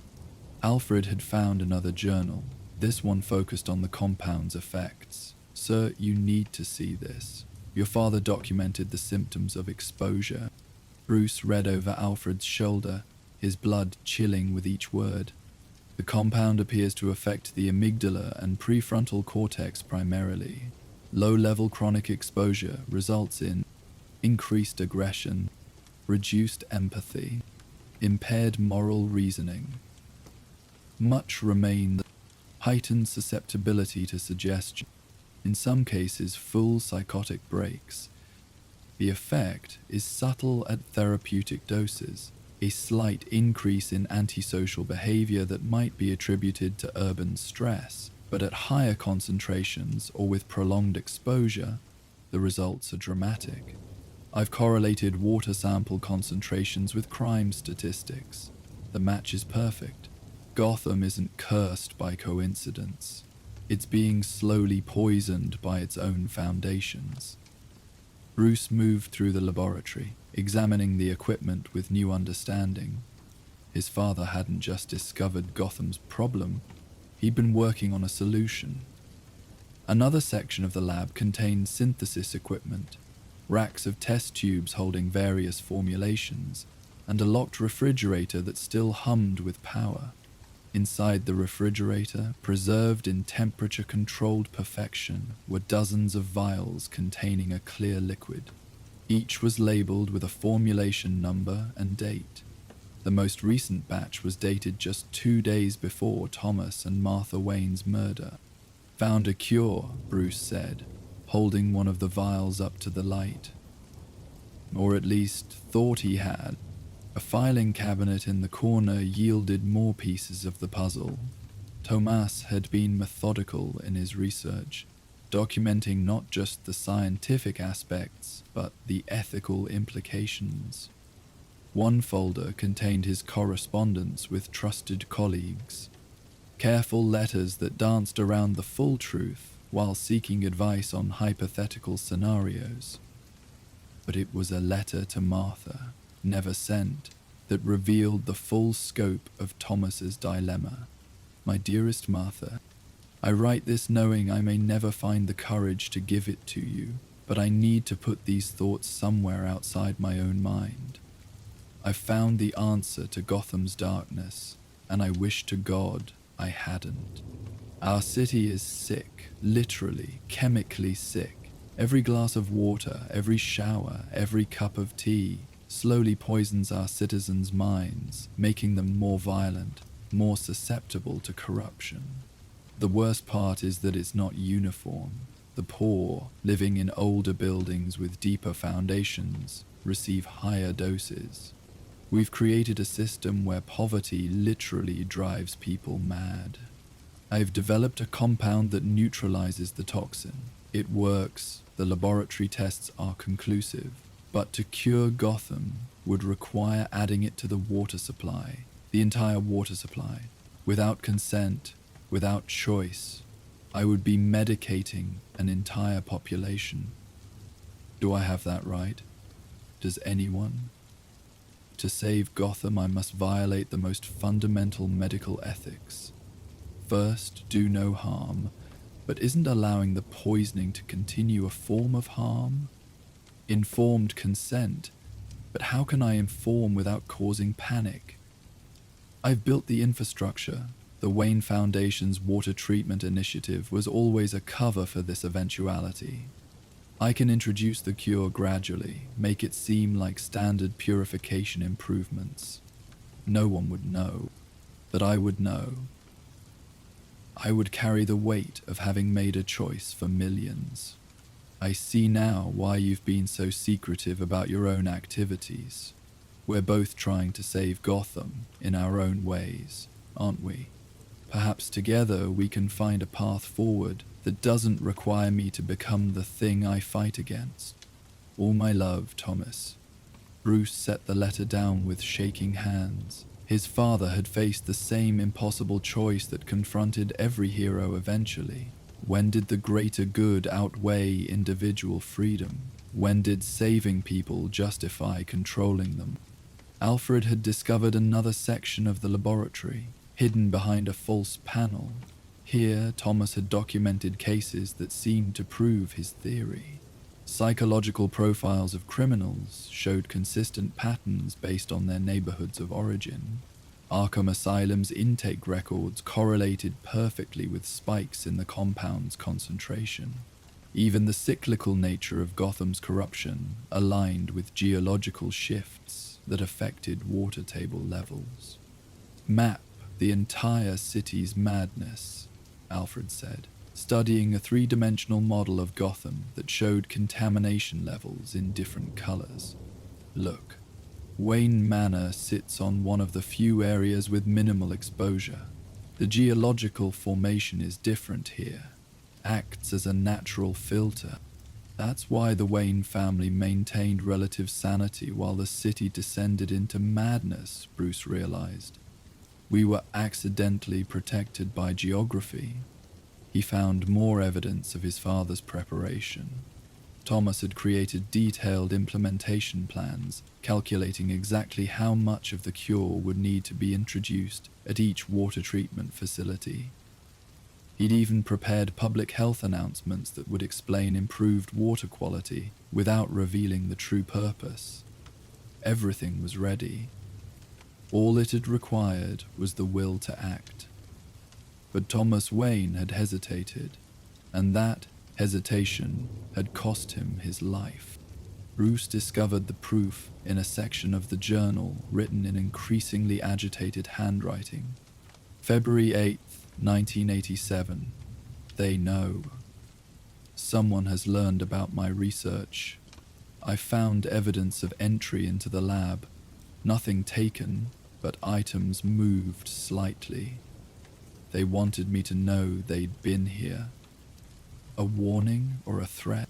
February 10, 1987. Martha confirmed my worst fears. The Court of Owls is real, and they benefit from Gotham's madness. A poisoned population is easier to control, more susceptible to their manipulations. My cure threatens their power base. She's been investigating them for years, has evidence of their crimes. We've decided to go public with everything. Her evidence, my research. Better to trust Gotham's people with the truth than to let the court maintain their control. February 11th, 1987. We've made arrangements for Bruce.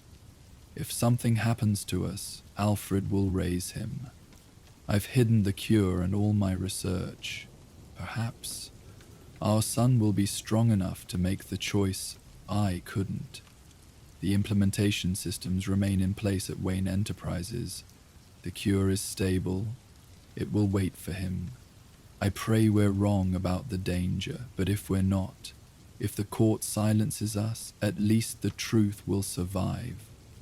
Gotham's curse can be broken. It just requires someone with the courage to break it. The final entry was dated February the 12th, 1987. Thomas and Martha Wayne died that night in Crime Alley.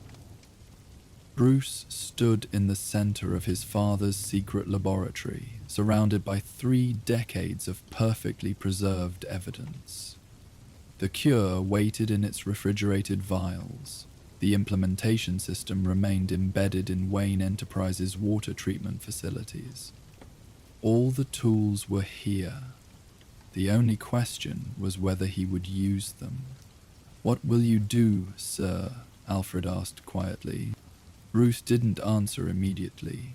Instead, he began a systematic review of his father's research, checking the data with modern techniques.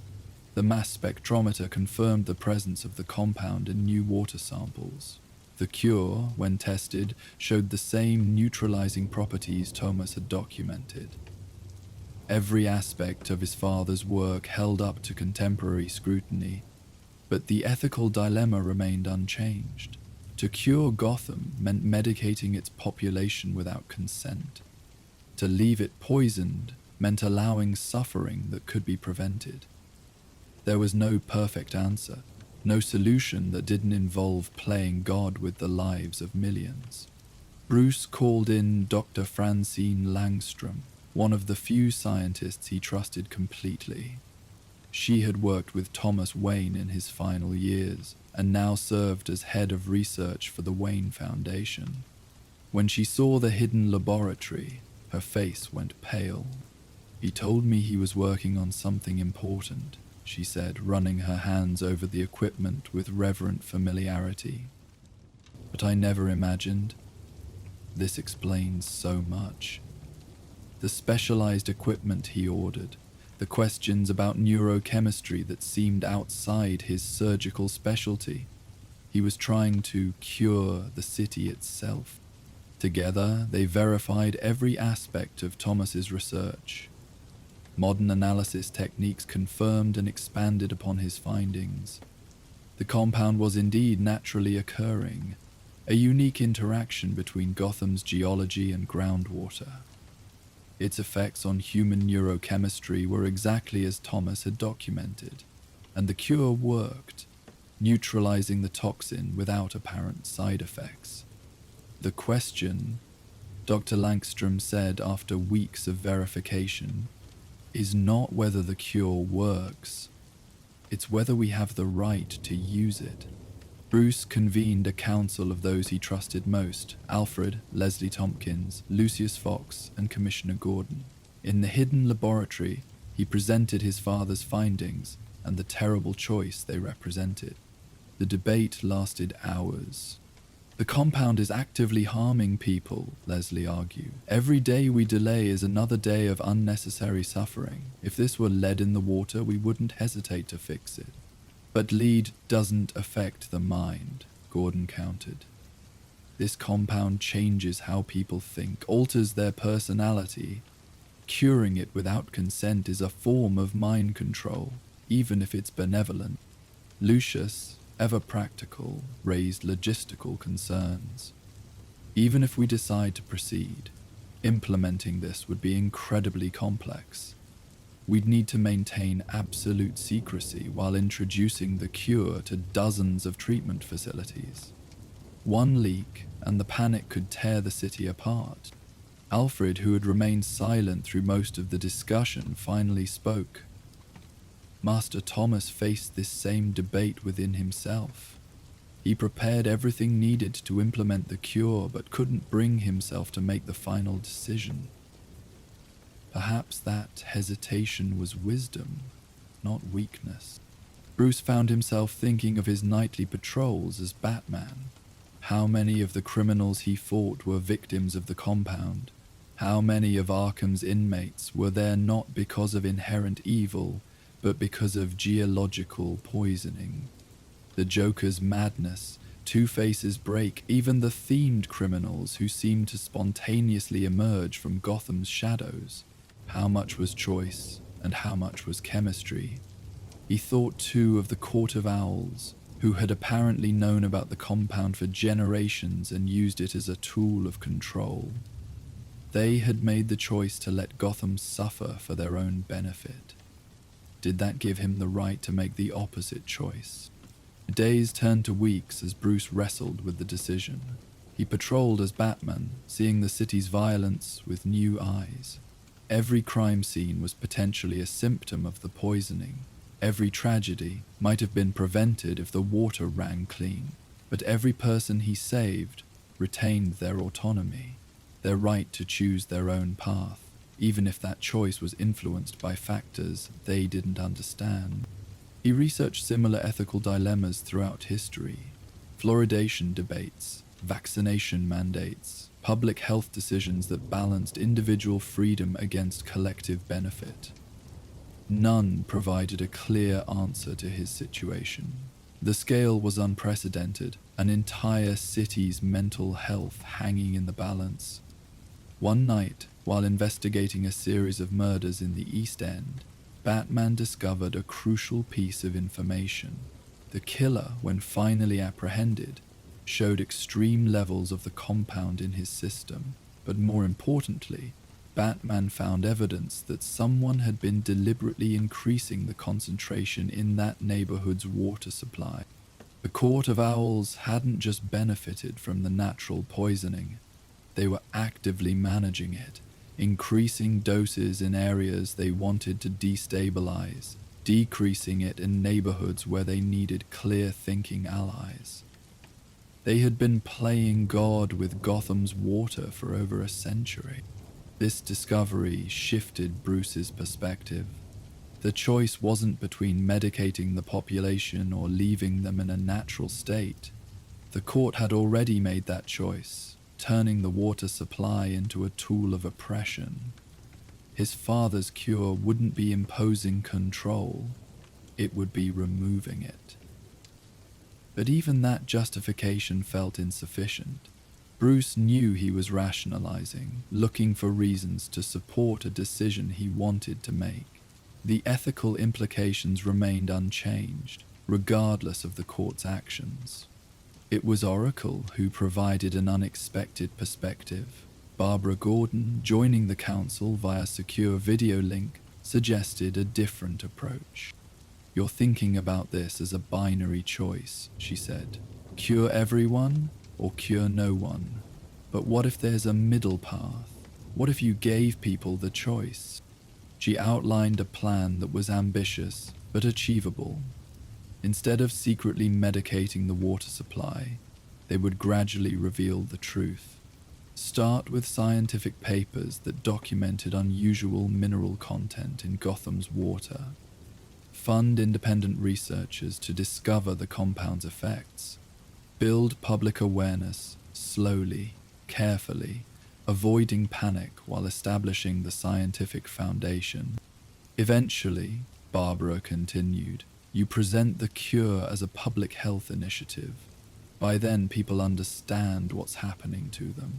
They can make an informed choice. It might take years, but it respects both the need for treatment and the right to consent. The plan wasn't perfect. Years of delay meant years of continued suffering. Some people would never accept the truth, choosing to remain poisoned rather than trust the cure. The Court of Owls would have time to respond, to spin counter-narratives or increase their manipulation. But it was a path forward that honored both Thomas Wayne's scientific discovery and his ethical hesitation. Bruce made his decision. The Wayne Foundation began funding water quality research throughout Gotham. Scientists began publishing papers about unusual mineral content, careful studies that laid groundwork without causing alarm. Public health initiatives drew attention to correlation between water sources and behavioral patterns. Slowly, methodically, the truth began to emerge. Batman's activities shifted to protect the researchers and activists bringing attention to the water issue. The Court of Owls responded as expected, trying to suppress the information, but they found their usual methods less effective. The compound that made people susceptible to their control also made them paranoid about threats to their water. The very tool of oppression became a weakness to exploit. In Thomas Wayne's hidden laboratory, now expanded and modernized, Bruce and his team refined the cure. They developed variants that could be introduced at different concentrations, allowing for gradual treatment that would minimize psychological shock. They created delivery systems that could be implemented quickly, once public consent was obtained. The laboratory became a center for a new kind of war against Gotham's darkness. Not just fighting criminals, but addressing the root causes of criminality. Each successful research paper, each public health announcement, each citizen who began to understand what had been done to them was a victory, as meaningful as any Batman achieved on the streets. Dr. Langstrom, now fully read into the project, often worked late into the night beside Bruce. One evening, as they refined the cure's formulation for the 100th time, she made an observation that stuck with him. "Your father would be proud," she said. "He discovered the problem and created the solution. But you're finding a way to implement it that he never could. You're honoring both his scientific brilliance and his ethical concerns." Bruce looked around the laboratory that had been hidden for 3 decades, at the cure that had waited patiently for someone to decide its fate. His father had carried this burden alone, had died with it unresolved. But Bruce didn't have to face it alone. He had allies, advisors, a network of people committed to Gotham's welfare. The public revelation would come eventually, perhaps in a year, perhaps in 5. The timeline mattered less than the method. When Gotham's citizens finally learned the truth about their water, about the compound that had influenced their thoughts and actions for generations, they would also learn that they had a choice. They could accept the cure or refuse it. They could take control of their own minds or remain as they were. It wasn't a perfect solution. Some would suffer who might have been saved. Some would choose to remain poisoned out of suspicion or stubbornness. The Court of Owls would adapt, finding new methods of control. But it was a solution that treated Gotham's people as adults, capable of making their own decisions, not as patients to be medicated without consent. In the meantime, the work continued. Every water sample analyzed brought them closer to understanding the compound's full effects. Every refinement of the cure made it safer and more effective.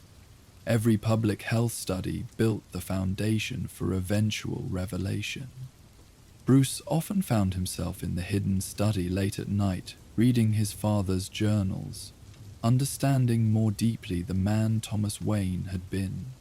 Not just a doctor or philanthropist, but a scientist who had uncovered a terrible truth and struggled with its implications.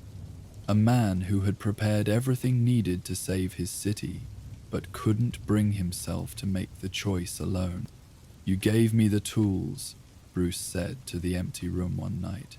"The cure, the delivery system, the infrastructure.